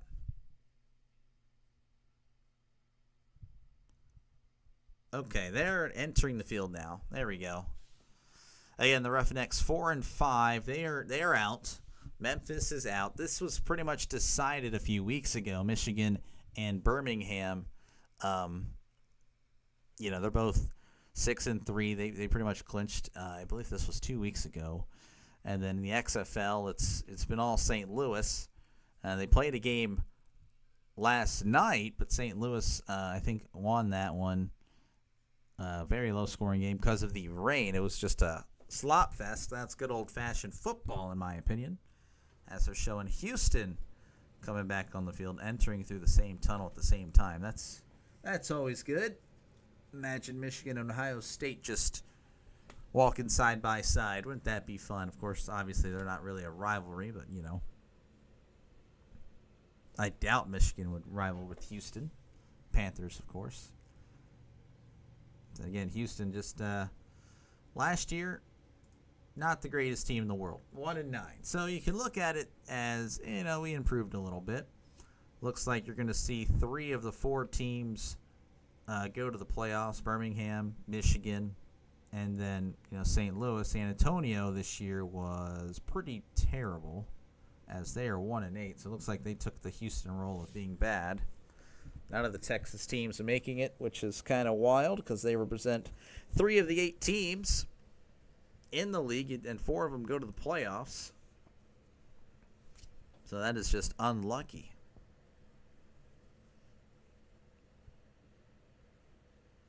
As we're set to get underway shortly, guys, and I do apologize. I really wish they would just kind of play the game, honestly. Again, feel free to chat down below, talk about whatever you'd like. I do read all comments. You guys pretty much serve as my color commentators, so it definitely would help me out. But if not, that's okay. I got to power through these moments. Got to learn how to handle that as a streamer. As Houston gets set to kick it off to Michigan to begin the second half. And there it is. We are off. Fielded at the 8. He's at the 10, 15, 20. Fakes the handoff. He's at 25, 30, 35, 40. 45 makes the guy miss. 45 tackled at the 42. Yeah, the guy coming around possibly for the end-around fake-out there, or the handoff, but he kept it, and it paid off as he crosses midfield on the opening kickoff. So that's a great start by Michigan. Like I said, Michigan didn't seem like they were, playing a game to where they were down 13 points. I mean, I understand that's the score, but I feel like, even though these guys aren't exactly starters and they don't have their star quarterback, they definitely can come back and win this game. All right, 1st and 10 at the 42. In the pistol. Lombardi hands it off. This is McCrary, and he's going to get to about the 36-yard line, so that's a nice gain of about 6 there. 2nd and 4.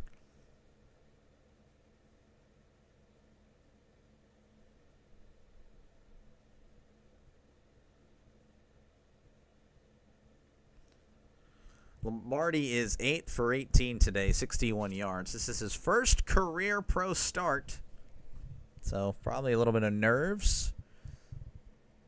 2nd and 4, ball on the 36 in the shotgun. Lombardi hands it off to McCrary. Stiff arm, and he powers forward, and he gets the first down. McCrary with a nice play, just shoving a guy off him and then plowing forward. McCrary, again, I compared him to A.J. Dillon. He's not quite as big, but he is still big. McCrary is not exactly the smallest running back I've ever seen. So 1st and 10 here at the 29. 16-3 is your score. Houston up, but Michigan with the ball to begin the second half in the shotgun. Lombardi is going to hand it off to McCrary. Again, nice move up the middle, and he's going to dance around and get about 5 or 6 yards. McCrary just steadily moving the ball. I kind of talked about that prior, that Michigan had been running the ball really well, and the problem is that they're behind, and they've been behind the whole time. Well, looks like they don't really care, and they're going to try it anyway, and it seems to be paying off. 2nd and 3. Ball on the 22. Lombardi in the shotgun. 2 receivers to the left, 1 to the right. Lombardi hands it off again to McCrary. Hesitates, plows forward, still on his feet. Tackled at the 14. Him and 2 or 3 Roughnecks just kind of moving their feet, and he didn't move an inch. So an 8-yard gain there by McCrary, as he's going to finally head to the sideline for a well-needed rest and well-deserved. 6 rushes, 42 yards for him. I mean, he hasn't really touched the ball too much, but when he has, they've went forward. All right, 1st and 10, ball at the 13. Lombardi, it's going to be the quarterback draw. And he's at the 10. Stiff arm, pushed out of bounds at the 5, but there is a flag. And this may be coming back.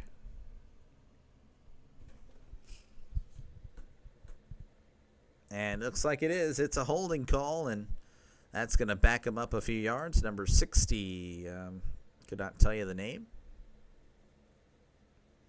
Left guard that was pulling, trying to help him out a little bit. Yeah, oh yeah, it's a clear and obvious hold.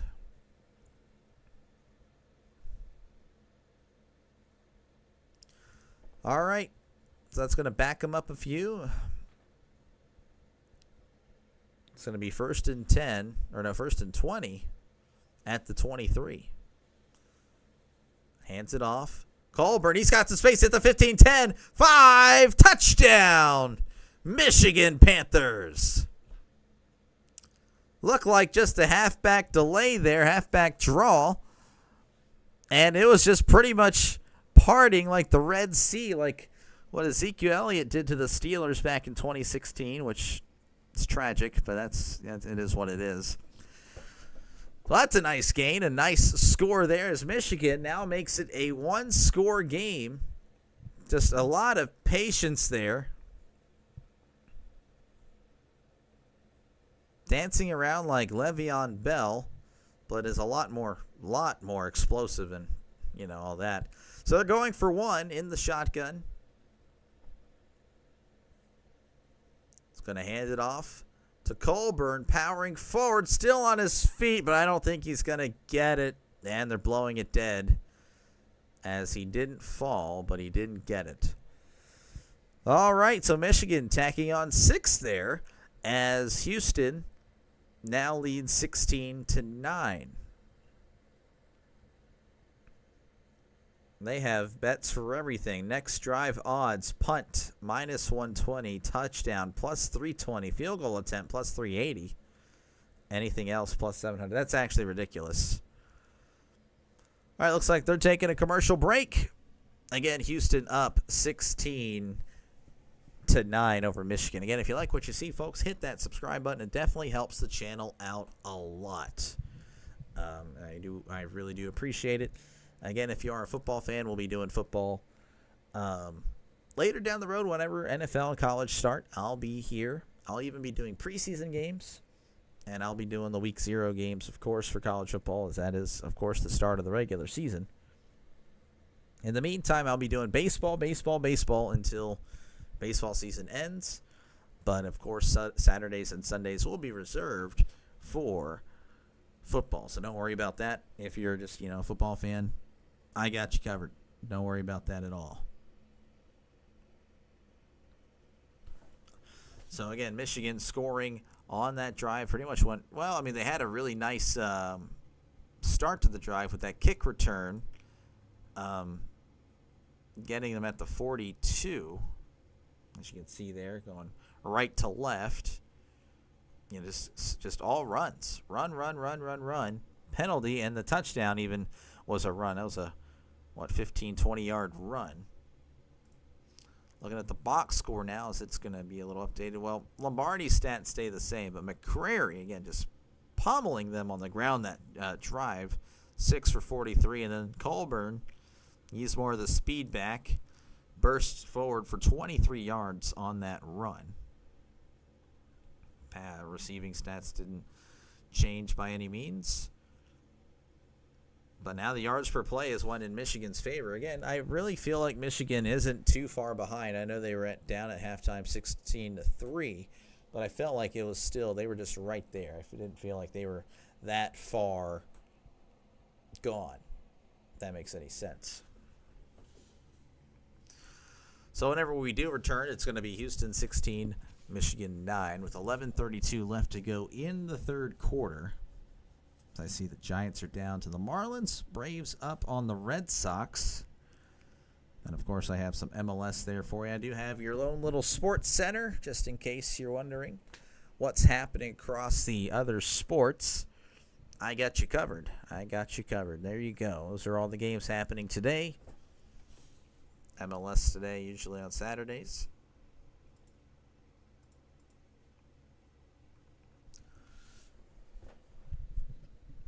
So they're interviewing Colburn. Only 2 carries, but one of them was for 23 yards and a touchdown. So pretty good whenever he does touch the ball. Also has 3 catches for 24 yards. As I'm sure we'll resume after this interview. Anytime now would be fantastic.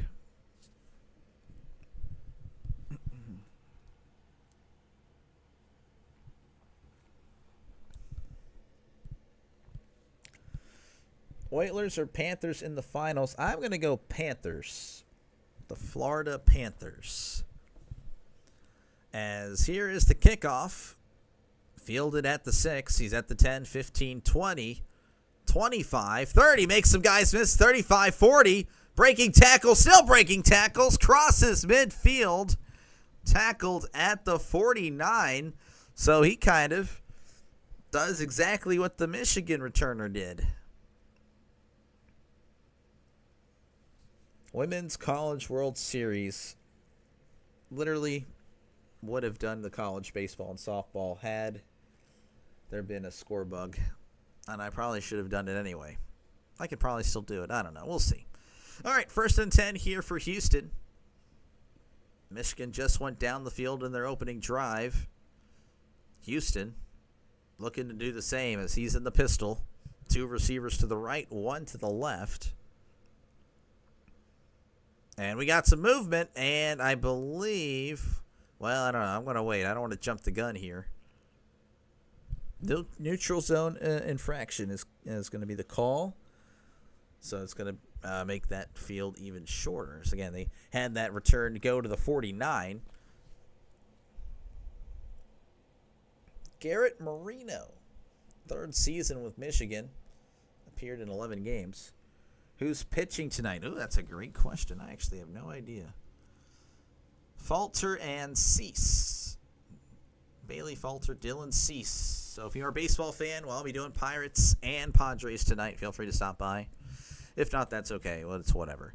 In the pistol, McClendon hands it off, hurdling over his own player, but he's not going anywhere. Lingard not able to get nothing going there. Lingard has had to try to make something out of nothing for a lot of today's game. But unfortunately, he's not really getting much help. All right, it's going to be 2nd and 5 here. Oh, my bad. I just returned to the wrong thing. I'm sorry, guys. 2nd and 5. Ball on the 44. In the shotgun, 2 receivers to the right, 1 to the left. Spivey and tight. McClendon, play action, moving to his right, throws it down the field, and it's caught at the 15, 10, 5. And he's going to get gang tackled at about the 4 or 3 yard line, as that is a huge play. Just a little deep post route, or more of a crossing route, and he threads it in there. Breaking tackles, and just like that, Houston is inside the 5 yard line looking to cancel out that Michigan score from earlier. That was a 41-yard catch by Butler. They mark him at the 3 in the pistol. McClendon, he's going to hand it off. No, RPO throws it, but he is not going anywhere as Hall was slammed down immediately, so no gain there.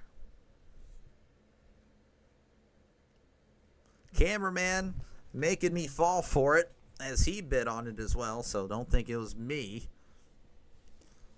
But you can. I did make the call. I guess I should wait and see. 2nd and goal here at the 3.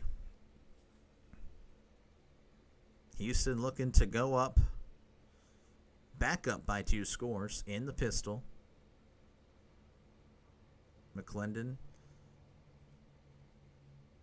He RPO again, throws, and Spivey makes the catch, but it's only going to be for a yard. So this defense is kind of stiffening as they get closer to the end zone. 3rd and goal coming up. They're at the 2. Braden, if you're still here, what do you think about IVN going into this year? I don't know. I don't know if Braden's still here. I'm not too sure about IVN or who that is. But 3rd and goal, ball at the 2. In the shotgun is McClendon. McClendon back to pass. Throws, it is incomplete. Well over Spivey's head. So now it's going to be 4th and goal now. I imagine they're going to go for it, to be honest with you. So let's look at this. So, yeah, actually, there was the Lingard was the one that was in front of Spivey. So I don't really know if it was intended for Spivey or Lingard. Lingard was actually open. I'd imagine it was for Lingard, but I really don't know. So 4th and goal coming up. And it looks like they may be settling for 3 here.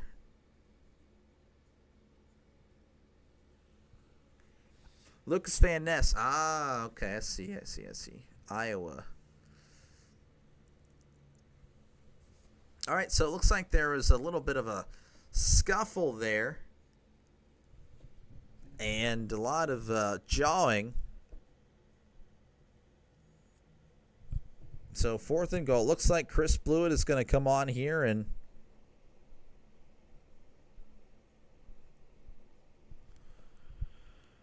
try to make this a 10-point game. From the right hash, just a 20-yard attempt. It's up and it's good. All right, the Roughnecks put up 3 as they go back up to a 2-score lead. Your score 19-9. Houston with the lead. Looks like the ref is having a talk with that lineman that was really clearly irate. I don't know what exactly happened, but he was very passionate about it prior to the field goal, and, well, it's enough to bother him after it as well.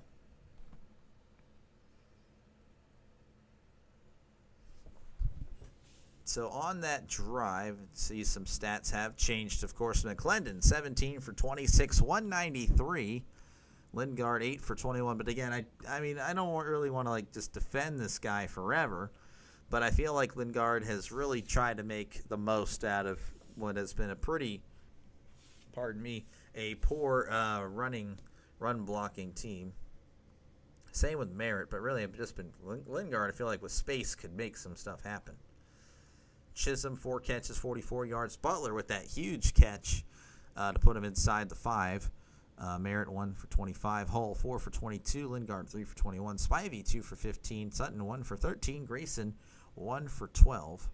As they didn't go to commercial break, so I'm assuming they're running behind because, they've been cutting to commercial and stopping this freaking game for every little thing. Kind of just triggering me, honestly. I'm not going to lie. Again, if you like what you see, folks, hit that subscribe button. It definitely helps the channel out a lot. And I assure you I'll be back for NFL and college football this season, as this one is off. Fielded at the 10, 15, 20, 25. Oh, and he's flipped over at the 28 as Malone did a little spin-a-rooney there. Not the Booker T kind, more of just the cartwheel without the, willingness to do so. As that is where we're going to start this drive at about the 28-29 yard line. As we're deciding to do an interview and they're not showing the field. They're not showing the field. Show the freaking field. Thank you. All right. 1st and 10. Looks like we have a new quarterback in for Michigan as he hands it off to McCrary. I want to know who that quarterback is. You think they would talk about it, but nah. All right, second and 10 here. I don't think he got anything there. I really couldn't tell you because this coverage is pretty bad. Ball on the 29.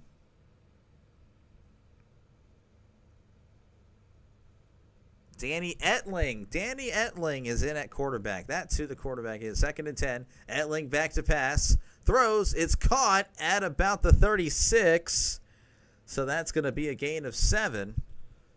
As it's going to be 3rd and short. Etling so far this year, 60% completion percentage, 521 yards, 5 touchdowns, and 1 interception.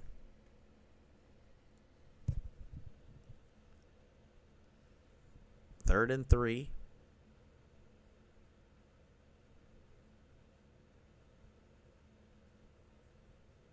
Coming up, they need to get to the 39. In the shotgun, Etling going to hand it off to McCrary. Pummeling forward, and I think he's just short, actually.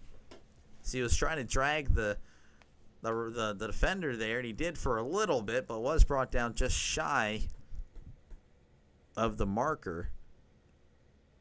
And they might be going for it here. There's no indication that they aren't. It looks like they are. They're going for it here on 4th and inches. And there's the tush push, and it is snuffed out. And he doesn't really matter if it's a fumble or not. He didn't go anywhere. So Houston first forces the turnover on downs as they're going to get the ball at the 38.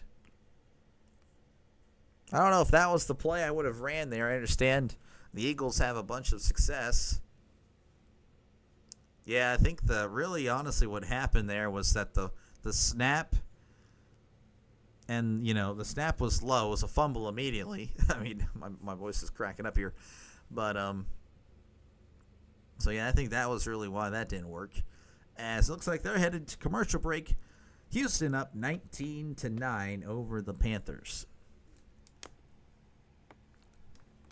And if you like what you see, folks, hit that subscribe button. It definitely helps the channel out a lot. And again, if you're a football fan, which I imagine most of you are, I'll be doing college football. I already have some games picked out. Probably have my subscribers vote for a good amount of games this year and what I'll cover. Of course, that's the preseason. I'll be doing preseason too. Already ready for week 1 in the NFL. I can already tell you that I'll be doing, well, obviously, look at the Steelers. And again, don't think I'm just doing Steelers games. I'll be doing 2 games at least every Sunday and every Saturday. Saturday up to 4 possibly if my voice can go all the way. But yeah, Steelers, Jets, and then again, might have you guys vote what I'm doing at the 3 o'clock window. I'm in the Central Time Zone. I want to make that clear. If there's any Yinzers that are watching, from the East Coast. But, yeah, I'll probably have you guys vote if I'll do Cam Ward's NFL debut. I know I can definitely get behind that. San Francisco, will they be bouncing back this year as they face the new Sam Darnold there? Obviously Denver, of course, they made the playoffs. Detroit, Green Bay, that'll probably be the game of the week, though. I imagine most, Tom Grossi, all those big guys, Jaguar, Gator, they'll probably do that one. So I don't know if I probably won't have you guys pick that one. Or will I do Houston, Houston Roughnecks? If there's any Houston subscribers here, hey, I don't mind doing that. I actually live about 2.5 hours away from Houston. And if you're questioning, why am I a Steelers fan? Well, I was born in Pennsylvania and forcefully moved at the age of 8, so you can't really get mad at me. But yeah, there's going to be plenty of options. I'll have you guys vote on games that I cover this year. And again, if you're wondering, if you're just tuning in, what am I talking about? Well, it's commercial break, so I'm going to need you to get off my back. But again, hopefully you like what you see and hit that subscribe button so you can be a part of, I don't know, I feel like we've had some nice growth over the last 2 months. Pretty decent community, pretty cool people that I've gotten to meet, just talking sports. Of course, in the meantime, I've been doing a lot of baseball, and this is what I've been pretty much doing, waiting for the NFL season to get underway. Did a lot of college basketball. That kind of got me excited about this. Did very little football last year, but that was not worth mentioning. That was just as let's see how that goes. So, but I'll be going all in this year, I promise. Every single week, at least 2 Saturday games and 2 Sundays.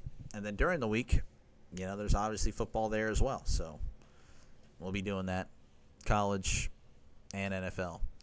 All right, we're back here. 1st and 10 here for Houston, as they're going to take over again on that turnover on downs. The failed tush push at the 38 in the pistol.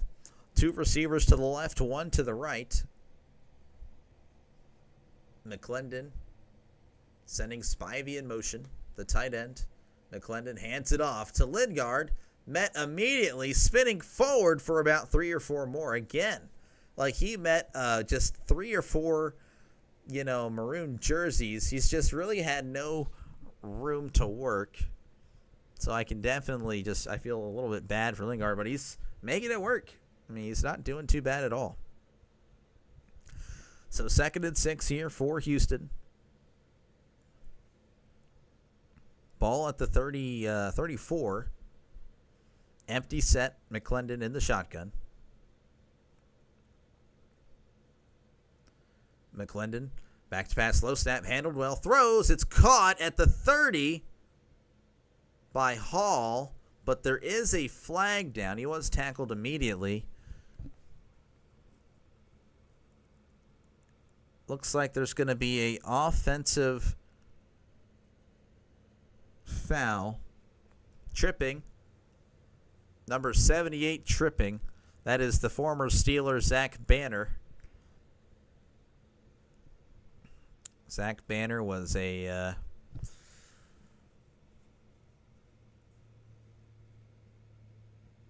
backup for the Steelers. Not exactly the best offensive lineman I've ever seen.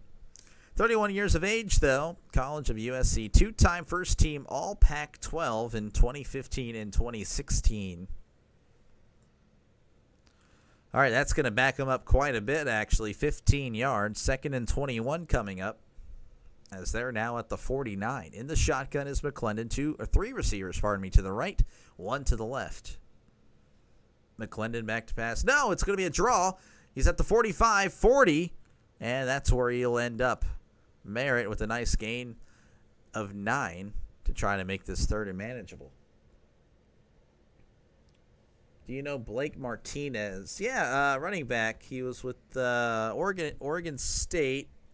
No, Blake Martinez. That's Damian Martinez. Blake Martinez. Linebacker. Linebacker Packers. Linebacker Giants. I don't know where he is now. No idea where he is now. Am I right on that? Linebacker, right? 3rd and 12 here in the shotgun. Ball at the 40. They need to get to the 28. McClendon back to pass. Michigan sending the blitz. Throws. It is tipped. Almost intercepted. Incomplete. And Michigan does what they need to do. Of course, that tripping penalty really helped them out, as they are actually, I don't know, it's going to be a long field goal attempt if they try it. I wouldn't do that if I'm them, because if you miss it, it's pretty much a short field. But, of course, if you think it's rigged, well, they might be helping them out right there. That was intended for Hall, but, yeah, no, that was more to the defender. All right, here's the punt. They are punting. Fair catch is called at the 6. And it'll be 1st and 10 at the 6. When they come back, that was Turner. Wonder where Martinez is, just out of curiosity. I'm curious. Blake Martinez. Oh, is he still playing? Well, he has the bold numbers, but no, I don't think he is. I don't think that means he hasn't retired. Oh, he was with us for a year? For a game? I guess I forgot about that. He was really good in Green Bay, and then he went to the Giants. So, that was his mistake. All right, both the playoff games happening next Sunday. We'll see what happens if I'm able to cover one or both. Might be a good test for my voice. All right, handoff here to Colburn, but he is nowhere to go, as he is going to get swung around and tackled at the 3. I'm sorry I wasn't able to call out the formation and everything. They weren't really coming back in time. They're showing that graphic, and they cut back mid-play. So, my bad. All right, 2nd and 14 here for Michigan. And Danny Etling has replaced Lombardi in at quarterback, the former New England Patriot.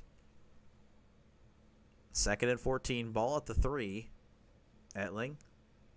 Play action, throws, it's tipped, incomplete.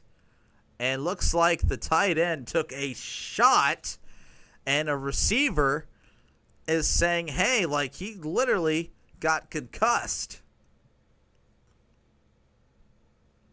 No call, no nothing, though. Let's look at the replay. Throws this. Ooh. Number 31 of Houston. I couldn't tell if that was Vontez Perfect or not with that type of play. Third and 14 here. No call. Etling in the shotgun. Empty set. Back to pass. Stepping up. Still stepping up. Throws across his body. It's caught. And he is going to get the first down, tackled at the 17, as he will point the direction of where they're going. That is a first down for the Panthers. 4-man pressure. It does pretty well. Etling getting out of it, though. Throwing across his body, and the tight end there, big tight end, just fighting forward for some more yards. Etling definitely looking a little more composed than Lombardi. Lombardi making his first start, so definitely a lot of nerves in that one, but he was yanked. First and 10 here at the 18 in the pistol. Etling is going to do a play action, and he's going to take off and run, but he's not going to get much as he tiptoes out of bounds at the 21. So a nice little improvisation there from Danny Etling as we are winding down close to the end of the third quarter, minute 37 and counting. Of course, he did go out of bounds, but, it's UFL where they don't, despite the clock continuing to run, it still takes 3 hours, which is insane. That should tell you everything you need to know about the rules and the quality of play. 2nd and 7 here at the 21.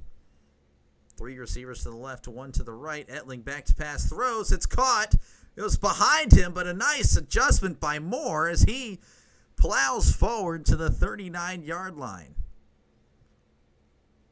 Etling not exactly precise with this throw, but Moore with an amazing adjustment. Let's go ahead and look at this again. Slant route. Yeah, spun him around too. Making the catch and run. Nice. A Cowboys fan said Rodgers for 6-year deal. Yeah, well, that Cowboys fan is trolling, or he's an idiot. Honestly, I think the second one is more accurate. Etling back to pass, and he strip fumbled. There's a fumble on the play. I don't know who recovered. And Houston recovers the fumble. Michigan can't seem to get out of their own way with the turnovers. As I believe that is now the 4th turnover of the day. I don't know if it's going to update. Well, if you include the turnover on downs, that's what I'm doing here. So Etling stepping up, but you got to know there's a clock. In Houston have been showing some nice pressure the last few series, and they finally get there with the strip sack and fumble. So Houston will get the ball here with 35 seconds left in the third quarter with once again a short field.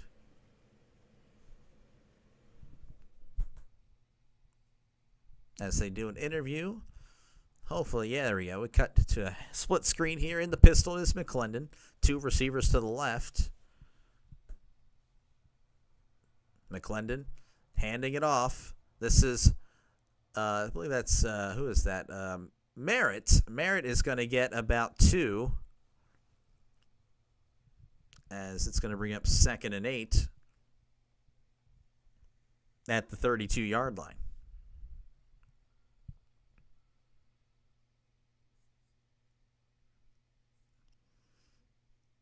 Second 8. I think they're going to have to run a play here. The play clock and game clock are neck and neck, but I want to say it's like half a second. In the pistol.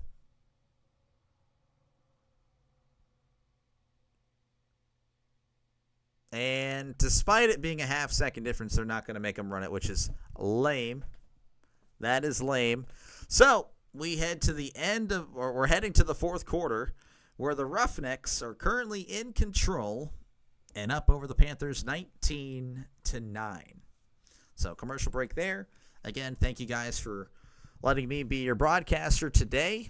Hopefully, I do a good enough job where you consider subscribing. I'll be doing football, pretty much whenever college and the NFL start. As you see there, first game, I'll be doing the game everyone's probably going to do that day, Iowa State and Kansas State. But I will also have my subscribers vote for the second game I'll do that night, whether it's Fresno State, Kansas, Sam Houston, and Western Kentucky, Stanford, Hawaii. You guys will make the call. Same thing for Thursday. I'll try to do an early game and then a late game.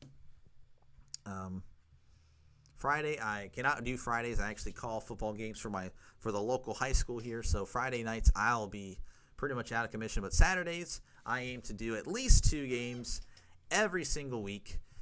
So don't think that you're just subscribing for this one-time thing. No, it's an investment I think you will like, and that investment really doesn't cost you any money. So that's why I think you should do it.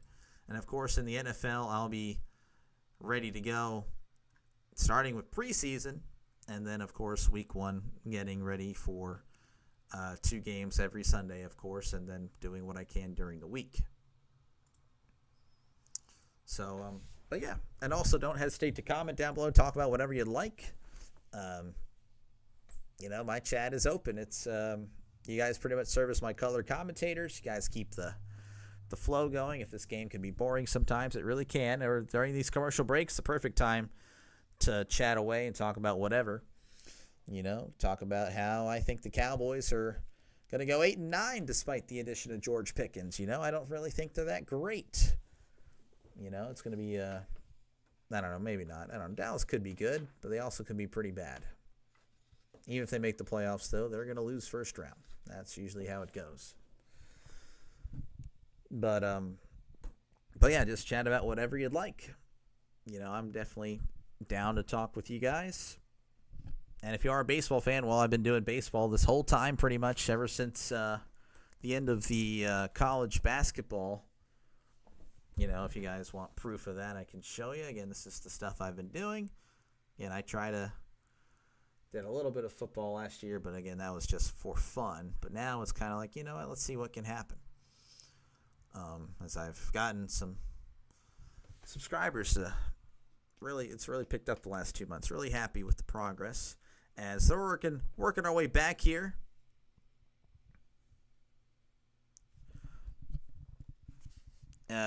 Second and 8 coming up for Houston as we begin the fourth quarter.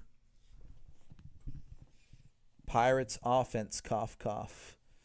You want to talk about the Pirates offense? Well, unfortunately, there's not much to talk about because they're just a joke. All right, second and 8, ball at the 31 in the pistol. McClendon. Play action. And it's batted down at the line. Looked like it was a screen, but it didn't seem to matter as Speaks up there and lets his presence known with the swat. Incomplete. Just powering through there. Oh, wow, yeah. Merritt got wrecked. All right, third and 8.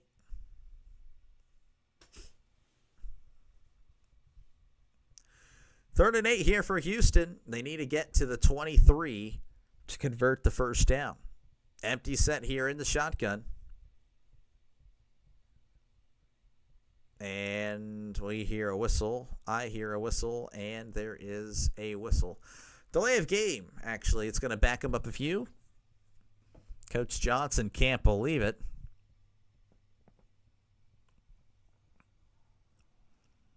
Delay of game. Dr. Delay is my name.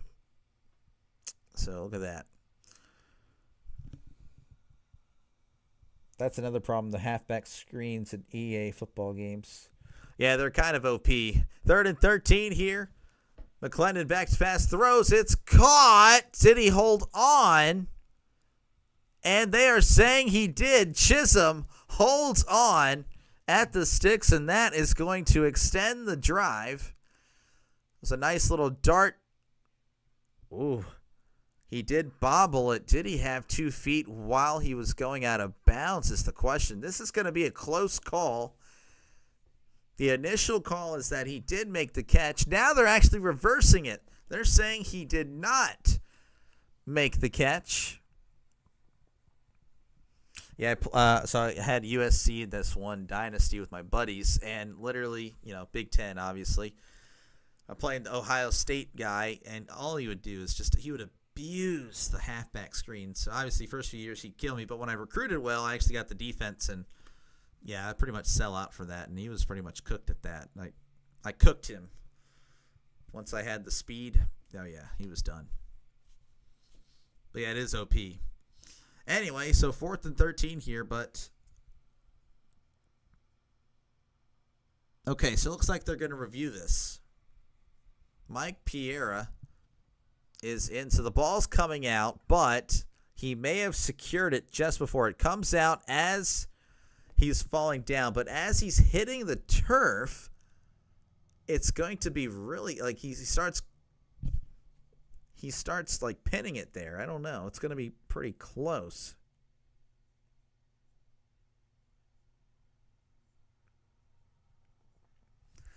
So bear with me, guys. This is going to be so there's the other side shot from the rear, and it's pinned.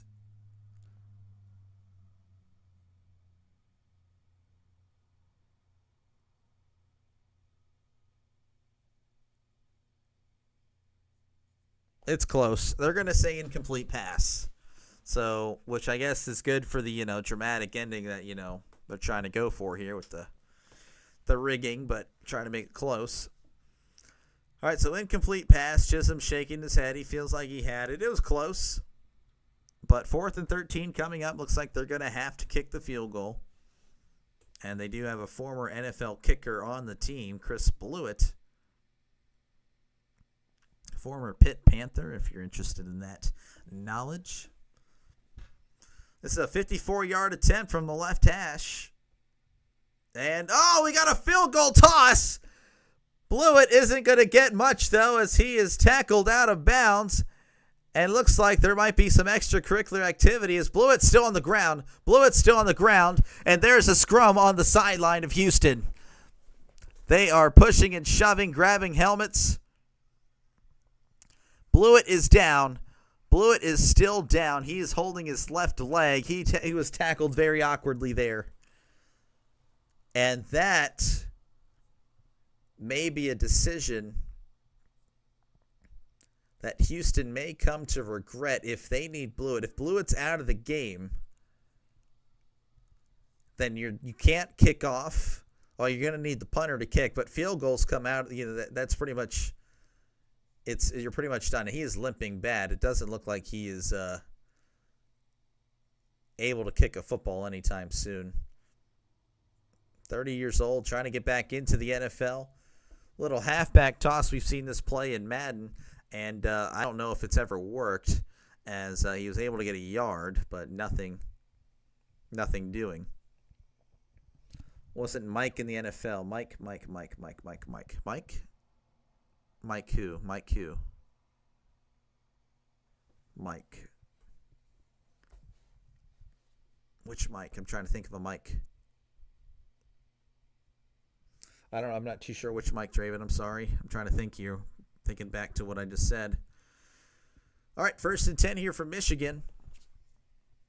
Etling in at quarterback again, relieving the starter. Hands it off to McCrary. McCrary, again, powering forward, getting about 6. He's just a big guy. Again, he's like a slightly smaller A.J. Dillon. He's got the upper body of A.J. He wears like that undershirt like A.J. The lower body not quite as, built down there. I'm trying to say that as non-weird as possible. That still is weird. But anyway, 2nd and 4 in the shotgun. 2 receivers in tight, left and right. Etling, RPO. He's actually going to keep it and run. And he's not going to slide, but he gets the first down as, again, the not sliding has been a huge thing for Michigan today. Fighting for those extra yards.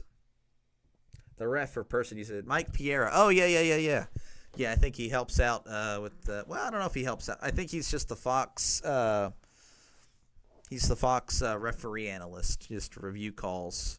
But yeah, he used to be the head ref.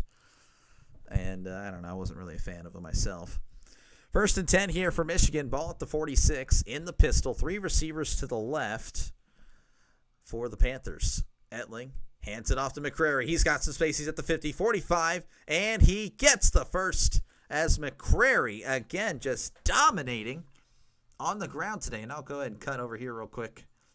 10 rushes, 61 yards. I don't know if that's live. I feel like it's probably 11 for 71 now. But he has just been a force on the ground. 1st and 10.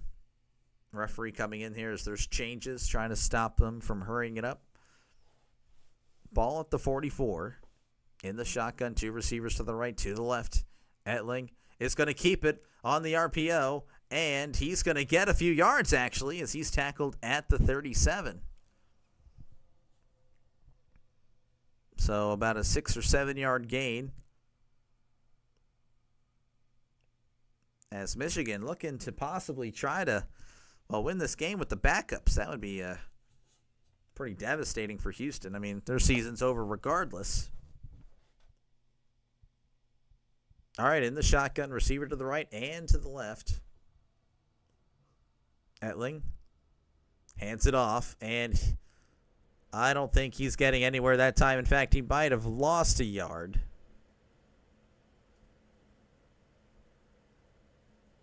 That was, I believe, Coburn. Coburn not able to get anywhere there. No, not much room. So 3rd and 4.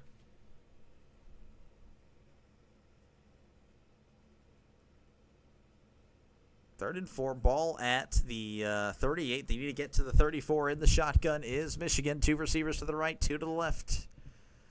Etling back to pass. Throws. It is caught. Wide open at the 35-30. 25-20. Juking inside. Spinning around. 20. 15. Down to the 14-yard line. Malone with a nice catch and run. And that was just a fantastic play on 3rd down. Just a nice little drag route. Not going to lie, I kind of abused that in EA College Football 25. But taking a play out of my playbook here. Will you be doing Steelers-Jets? Yes, I will. I will, in fact, be doing Steelers-Jets. That'll be the first Sunday game I do of the year. Still undecided if I do the Cowboys-Eagles on Thursday, but I will be for sure doing Steelers-Jets. Etling back to pass in the shotgun. Throws to the end zone. It is in and out of the hands of Moore. Moore has been fantastic today. I'd have to see the replay if there was like maybe a hand by the defender. But that looked like straight up, like this was like a straight up drop. Throws. It was just dropped. That was a great throw. There were 2 defenders in the area, but they weren't able to get a hand on it. Moore just flat out dropped it. Moore's been so good today. I cannot lie. But yes, I will be there. Hopefully I see you there. Titus Kitchen. 2nd and 10 at the 14. Etling. Little fade to the end zone, and that is out of bounds, incomplete. No, sir. My voice is dying. So that's why I got to train my voice. Get ready by then. 3rd and 10. Again, if you like what you see, folks, hit that subscribe button. Again, I'll be doing this for college and NFL. So, I don't think that subscription would go to waste. It's free, by the way. I don't know if you knew that. 3rd and 10. In the shotgun, 3 receivers to the left, 1 to the right.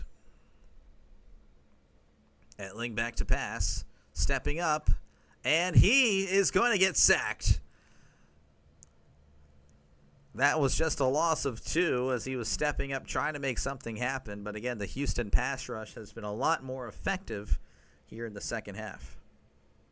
And I imagine they're going to kick the field goal. I don't think they would go for 2. I mean, go for the, on 4th and 12. So, yeah, Etling's heading to the sideline.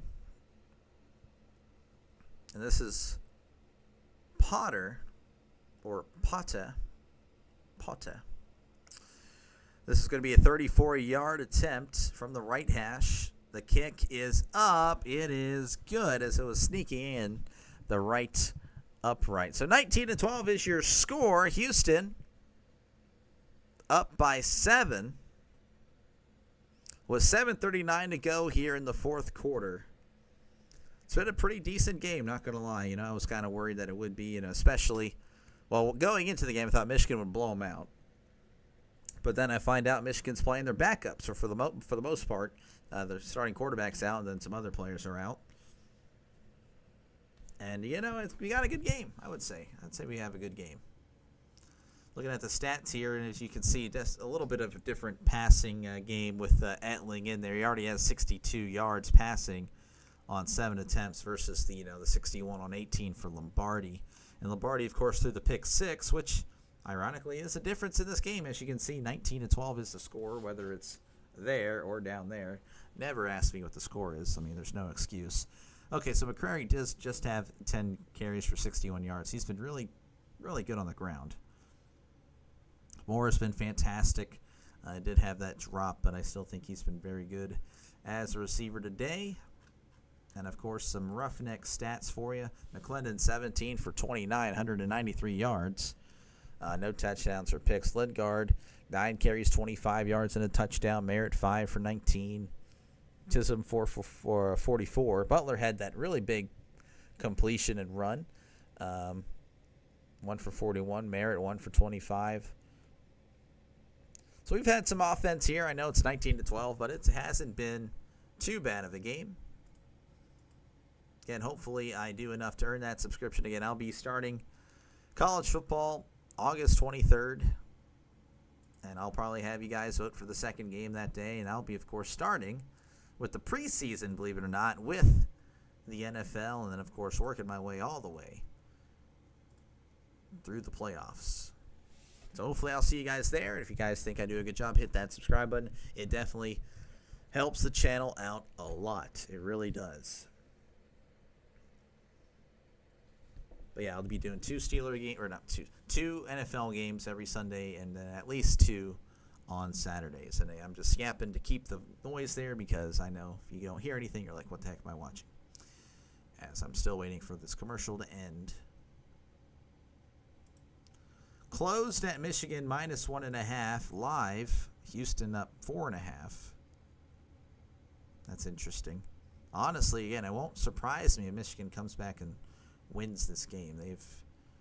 They didn't really look like a team that was down. Like they were down 16-3 at half, I want to say. Yeah. So I don't know. I think Michigan could very well come back if they get a stop here. All right, we're returning to coverage here. They're showing Genesee just he's been the lineman that he was the lineman that was very upset earlier, talking to the official both before and after the field goal. And apparently he's been yelling all day. Draft is in Pittsburgh. Yes, sir. Yeah, that's why I kind of want the Steelers to have the number 1 pick. Yeah, I don't know how we'll get it. I really hope it's not because we sucked, but, you know, if we suck, we better get the number 1. As that one is fielded at the 6, the 10, 15, 20, 25, and that is where he will be pushed out, is at the 25. All right, which will we have to draft capital, I think, to move up if necessary for next year. All right, McClendon's going to come back on the field and lead this offense, but we do actually have a brief injury, but I believe that's on the sideline, so they shouldn't stop the play. I don't know. We'll see. Hopefully not. That is a Michigan Panther that's down.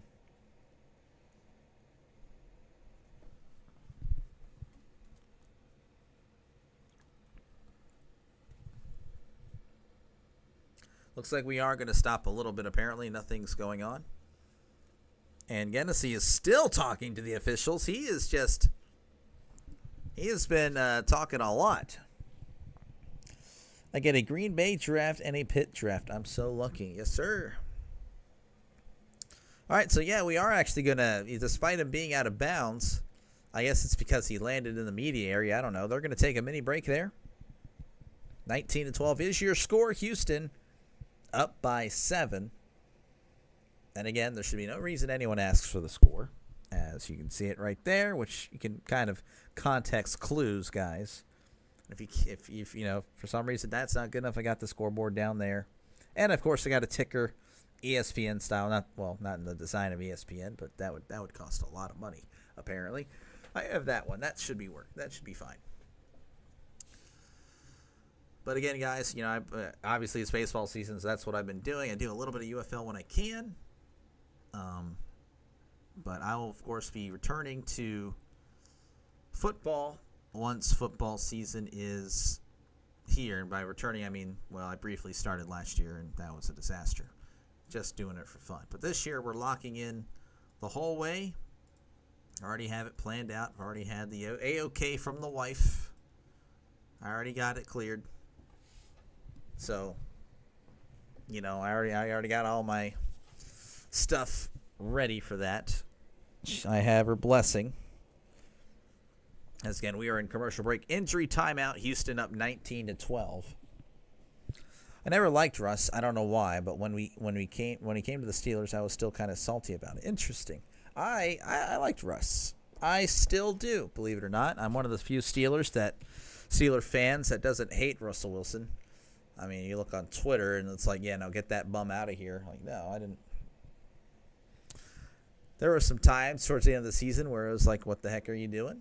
But for the most part, Russ, I thought he was fine. I mean, he literally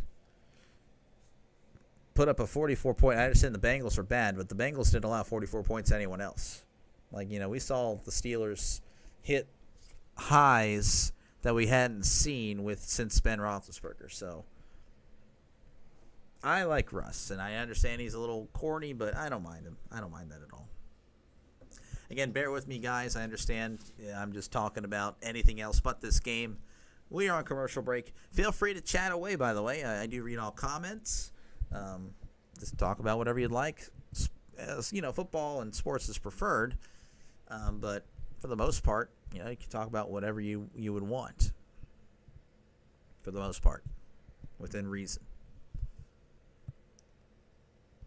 Maybe it's because they beat the Broncos when I was younger.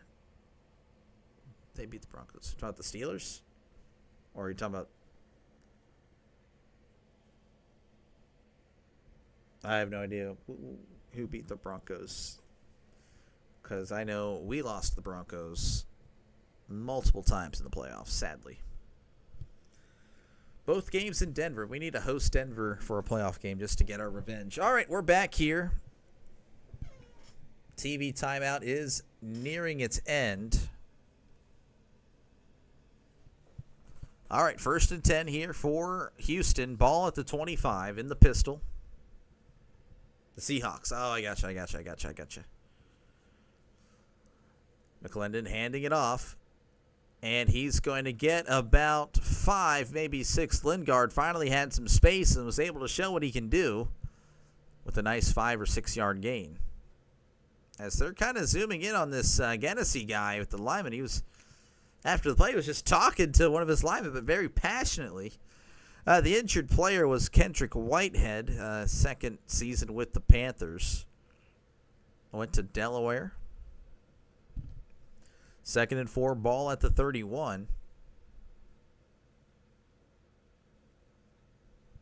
McClendon in the shotgun. McClendon back to pass. Throws. It is in and out of the hands of the tight end. The tight end would have had the first down, but he couldn't quite squeeze it and wrap around. So it's going to be a big 3rd down.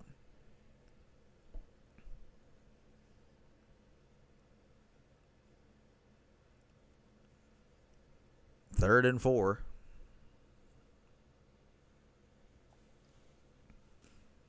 Big 3rd down here for Houston, Michigan as well. Michigan crowd is loud and proud. In the shotgun, 2 receivers to the right, 1 to the left. McClendon back to pass. He's going to tuck and run, but he can't get anywhere. In fact, he's going to get sacked. Potor with the sack. I hope I didn't butcher that name, but Potoi, I butchered it so bad. Unbelievable. So it's going to bring up 4th and 5 coming up for Houston. I imagine they punt it. It would be a little foolish to go for it deep in your own territory like that with a 1-score game. All right, so 4th and 5, and looks like Houston. McClendon's actually shaken up. He did limp off the field, and he's still grabbing his knee. And he did have his ankle taped up earlier on a possible non-contact play, though I think the defensive lineman did kind of grab him a little bit. I don't know what what happened really there. They didn't really go into it. That'd be the interviews you do, guys. Like, hey, what's going on? Not the random, hi, how are you doing? Okay.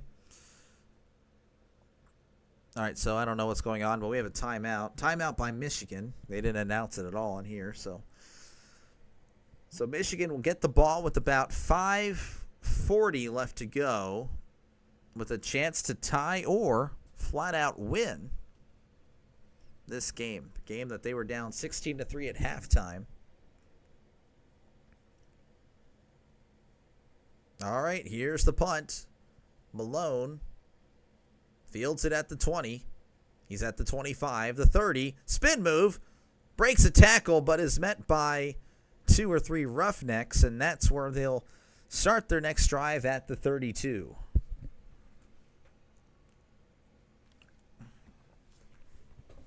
All right, so 5:35 left to go in the 4th quarter. Michigan down by 7, but with an opportunity here to tie it up.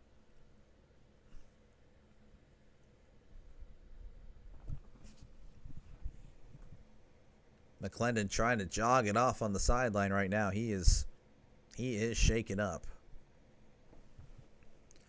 All right, and the pistol is Etling and the Panthers. Actually, he's going to move the running back now to his right, to which he hands it off to him. McCrary trying to find something. He's not able to do anything that time. That's kind of a rarity in this one. Gain of about 1. So 2nd and 9 coming up for the Panthers.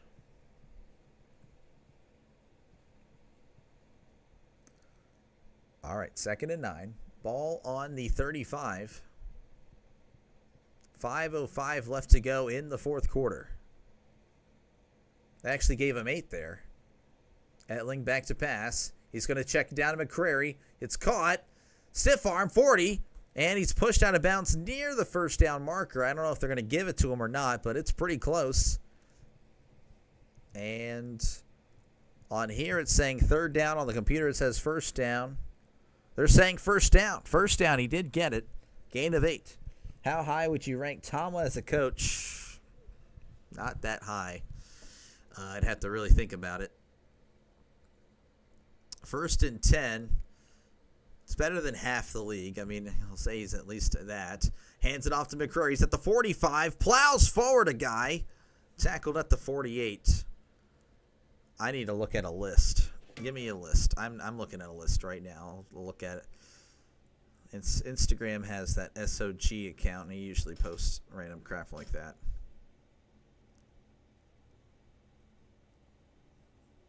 SOG football. All right, 2nd and 5 here at the 49 in the shotgun. Etling back to pass. He's going to move to his right. Still keeping his eyes downfield. Now he's going to tuck and run, and he's going to get the 1st down as he runs out of bounds at the 45. There we go. He has his ranking as a head coach. He has Tomlin at 9. So he has Andy Reid, Sean McVay. He has John Harbaugh at 3. I think that's crazy. I don't think Harbaugh's that good. 1st and 10 here for Michigan. At the 44. Etling. Back to pass play action. Throws. It's caught. No, it's dropped. Oh, he had it, and then he started bobbling it for no reason, so I guess he didn't really have it. He's not the sickest man in America, but that was questionable. Just flat out had it. Might have been actually a great play by the defender. I felt like he had it, wrapped it up, and the defender, yes, he is able to get the hand in there after he secures it and then makes, I guess, juggle it, and then he bats his own ball away. 2nd and 10 here at the 44, empty set. Etling back to pass, stepping up. Evading pressure. It looks like Ben Roethlisberger at his prime. Throws. It's caught. And it's dropped. No, he had it in his hands. But then once contact came, he flat out dropped it. Oh, my goodness. A great play by Etling to, one, push off the defender. Literally looking like, young Ben. Throwing it. Catches it. But then as soon as the defender's there, it knocks it out. Incomplete. So 3rd and 10 coming up, but we have an injury by a Houston Roughnecks. So look at that. Oh, man, what craziness last few plays. I'll go and look at this head coach thing, as there might be a stoppage of play here. 19-12 is your score. 2:44 left to go in the fourth quarter. This is Keenan Isaac. He was an undrafted free agent with the Buccaneers in 2023.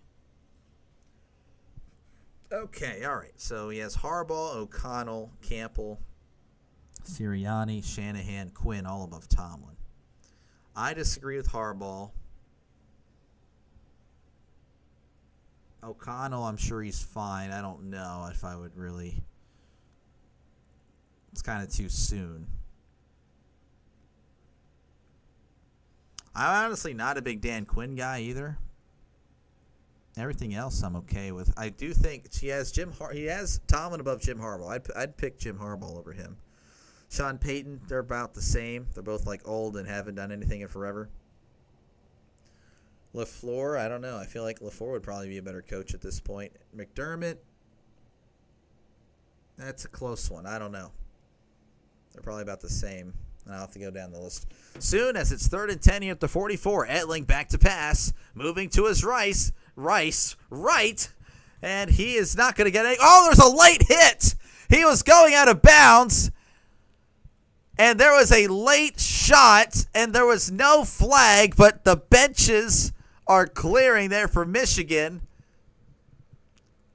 That one lineman did not take kindly to that, and the Boo Birds are just going crazy because there was no flag. Honestly, I'm surprised there wasn't. He was... Well, let's go ahead and look at it. So he's evading pressure.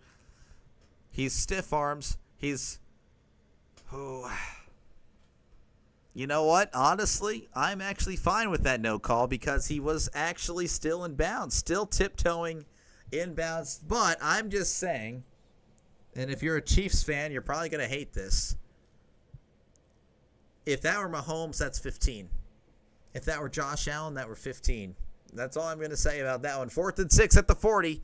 Game on the line. Etling throws. It is incomplete. And Houston forces the turnover on downs. Etling's asking for a call. No call given as the Roughnecks defense holds. And we have another flag. Extra. This game is getting to where it's kind of an old-fashioned football game, between, AFC North rivals, but not quite the case, obviously. But it's getting pretty chippy, and it's getting extracurricular. The Houston coach is furious, telling his players to get off the field.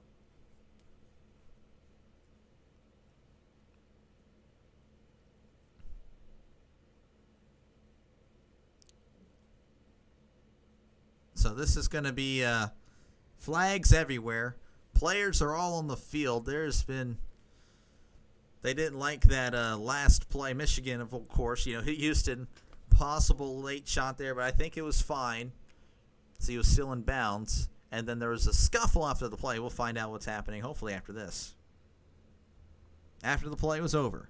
Personal foul against Houston, number 96. That's a 15-yard penalty, but it was after the play, so Houston is still going to have the ball, still have a chance to run this out. Texans friend just said Pickens and Najee were overrated. Well, your Texans friend needs to keep in mind that the Texans don't really know what talent is because, what have they really done in the last 25 years? I understand they're good now and good for AFC South standards, by the way. They did have a nice group in the 2000s with Andre Johnson, Owen Daniels, Arian Foster, and Schaub was really good, but I don't know. I feel like those guys would probably do very well in Houston because they're not bad. They're really solid players.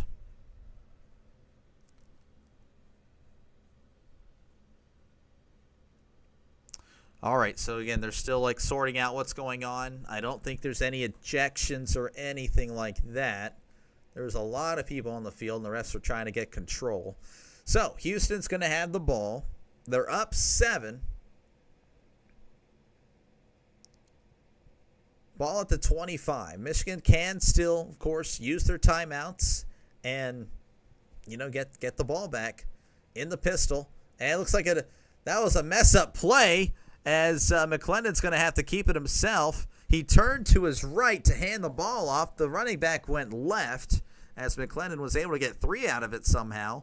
So it's going to be 2nd and 7, but there's a 2-minute warning where the Roughnecks are up 19-12 in this one. It's coming down to the wire. We'll be right back. Well, they'll be right back. I'll be right here trying to figure out where I would put Tomlin. I don't know. I don't think he's – I think he's overrated. I don't think he's bad or anything. When you don't win a playoff game, when you win as many playoff games as I have since 2016 or 2017, that's a problem. I don't have any fair shot at the NFL. I've never tried it, but I've never won a game in the playoffs since 2017.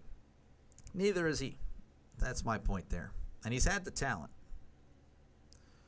I would pick D'Amico Ryans over Tomlin. This guy has D'Amico Ryans underneath Tomlin. I mean, Ryans has done a lot with Houston. Todd Bowles, I mean, I'd probably pick Todd Bowles too. I don't know. It's tough. It's tough to rank him, man. It really is. Because, yeah, like, he's a good motivator. He's a great motivator. But when it comes to results, what has he done? At the end of the day, it's a results-based league, but, you know, the media loves him, so they're going to give him a pass because of the non-losing seasons crap. So that's my opinion of Tomlin. I mean, I think he's all right, but we should move off him. And I don't really want to hear any, well, who would you replace? That doesn't matter. When the Steelers fired Chuck Noll, they hired a no-name, Bill Cowher. When the Steelers moved off from Cowher, when he retired, we hired a no-name in Mike Tomlin. The no-name will be fine. Whoever we hire, he'll be fine. That's how you move forward. You got to change it up. You can't do the same thing over and over again. Anyway, if you're just tuning in, wondering what the heck I'm talking about, well, probably a Steelers rant way too soon, as I can save those for September and October. The Roughnecks are up 19-12 over the Panthers. The Panthers have one more timeout. No, they don't have a timeout. No, they have two timeouts. Pardon me. 2-minute warning is what stopped the clock. I'm sorry. I forgot what stopped the clock.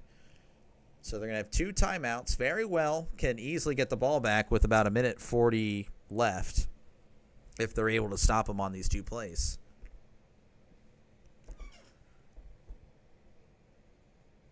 So, again, if you like what you see, folks, hit that subscribe button. Again, I'll be doing football, college, and NFL once college and NFL is here, obviously. College football, at least 2 games every Saturday, and I'll be doing those games during the week as, of course, the MAC games and all them as 2nd and 7. I don't know what just happened.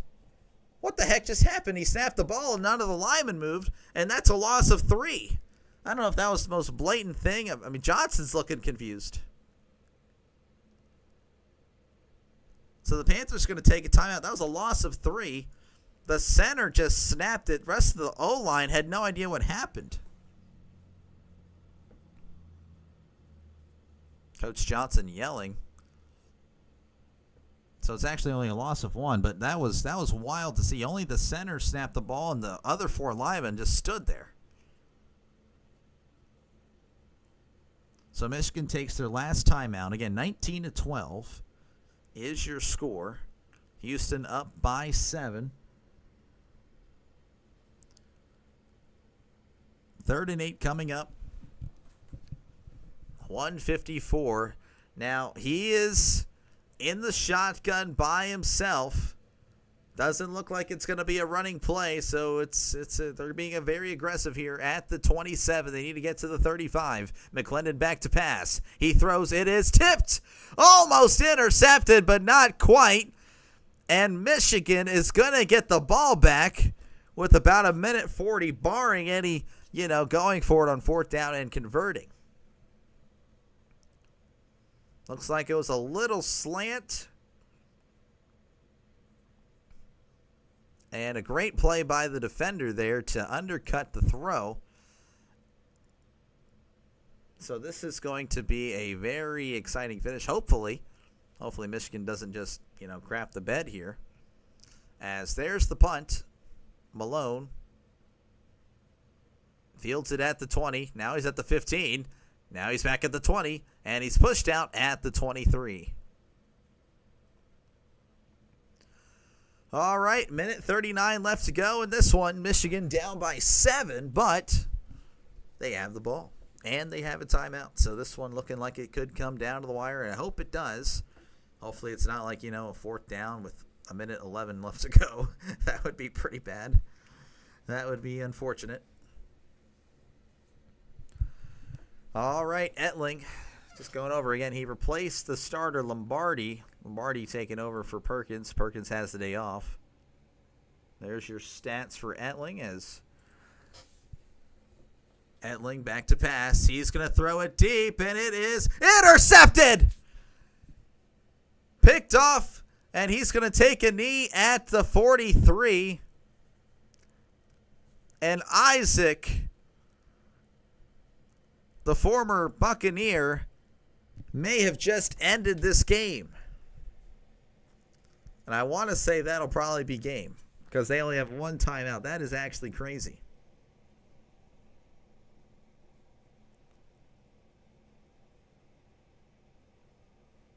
So, yep, that might be it. I don't know. We're going to see. They're going to have to obviously run some plays. Michigan's going to take their timeout. So that's kind of like what I was just saying. It might come down to the wire because of something dumb like that.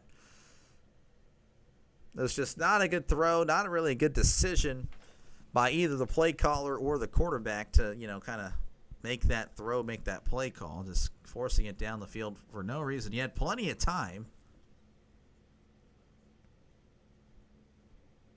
So Michigan, regardless, will be playing next week. Doesn't really matter. As McClendon's going to hand it off. And it looks like he's actually going to lose plenty of yards there. Merritt loses 3 or 4.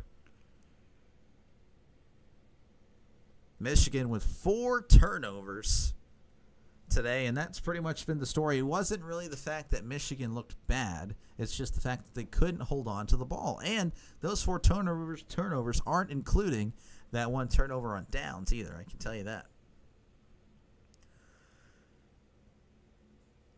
So 2nd and 14 coming up for Houston, as again Houston likely the winner and likely moving to 5-5. Michigan will fall to 6-4. Again, hopefully you did like what you see, folks, to where I earn that subscriber button being pushed. If you're not subscribed, it definitely helps the channel out a lot. And again, I'll be back for football season. And I'll probably be back next week for the playoff games. Hopefully I'll see you guys there. As here's the 2nd and 14 in the pistol. Houston just trying to milk this clock. McClendon's going to hand it off to Merritt. And Merritt's going to lose about 4. And he stays in bounds. Little fun fact for you, if you're a Michigan Panther fan, well, it's not really good. So I'm sorry, you might want to cover your ears. But they are 0-5 against the Stallions all time. So that's not good.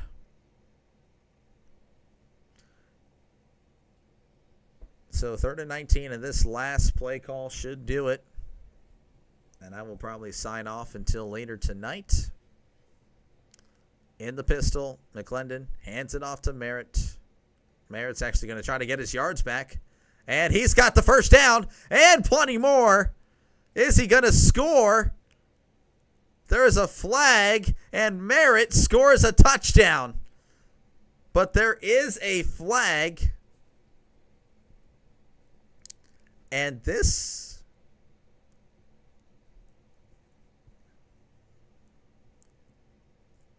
So there's going to be a holding call. That's going to bring it back.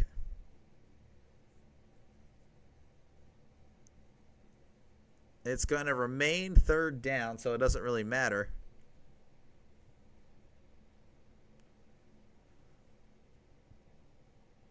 Wow, that would have been crazy if there was any people that were hitting the over-under there. Well, not really, actually. That still would have been well short. All right, 3rd and 10 here, 3rd and whatever. It doesn't matter. They're going to probably kneel, I imagine. And then we can finally say goodbye. Again, hopefully I earned a subscription today.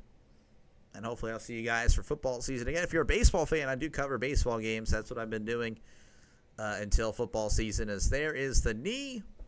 And this one is going to be over as the Houston Roughnecks win 19-12 over the Michigan Panthers. Again, thank you so much for choosing me as your broadcaster for this game. I will hopefully see you guys in another live stream in the future. Again, football just around the corner. Hit that subscribe button if you're a football fan. Hopefully I'll see you around. Hopefully You guys have a great day. I'll see you next time. Y'all have a good one. Y'all be careful. I'll see Draven if you're there tonight. I'll see you there. Everyone else, again, I'll be doing Pirates Padres. If you don't care, it's fine. I'll see you during football season for hopefully so I do. I see you during football season. Peace. Y'all have a good one.